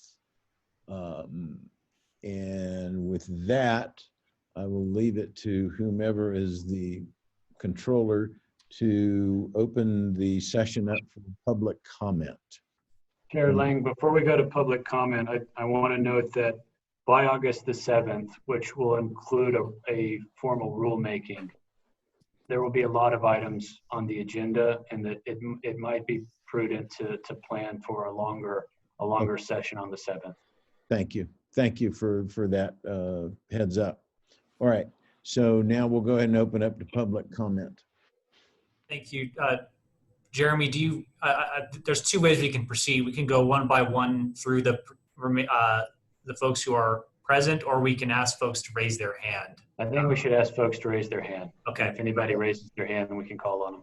Okay, great. So for those folks who are here and wish to make a public comment, I would ask that you, in the Zoom application, press the raise hand button, which should be visible to you at the bottom of your screen. If you are attending by phone, you can raise your hand by pressing *9. Or is it *6, Walker? I believe *9. It's *9. Yes, sir. And I don't think we even have any phone participants today. So, all right. I have one hand raised from Ms. Kathleen Sabo. I will go ahead and recognize Ms. Sabo. I'll ask her to unmute, and I will also ask her to ask to start video as well if you'd like to appear by video. So, Ms. Sabo, you should have a message on your window that says that the host has asked you to unmute yourself. Yes, and I see that, Walker. Okay. I'm going to stay off camera. I'm reclining, icing a hurt knee. Okay, so I'll just appear by audio. I just briefly want to thank Commissioner Bluestone for entertaining the conversation with Justice Bosson and myself. We've both known Stuart quite some time, and the genesis was really a concern about the commission's budget and then potentially being impacted by a lack of public visibility, and we would hate to see that. And so Stuart was very kind to listen to both of us, and we really appreciate him coming forward with the comments. It sounds like you all are filled with capable, creative people on the commission who have a bounty of ideas about how to increase the visibility of the commission. And that's great. And if there's any way that we can assist with that, we'd certainly would welcome that. So thank you so much again, Commissioner Bluestone and all the commissioners, and we'll look forward to seeing the ideas you come forth with. One thing I just want to mention, and we struggled with this as an organization too, is how to make really wonderful use of our website to educate the public. And so I would just encourage you to take a look at the website as a forum for public education as well, even something prominent right there on your homepage. So with that, I'm done. Thank you so much. Thank you, Ms. Sabo. Walker, you're at the wheel. Is there anybody else raising?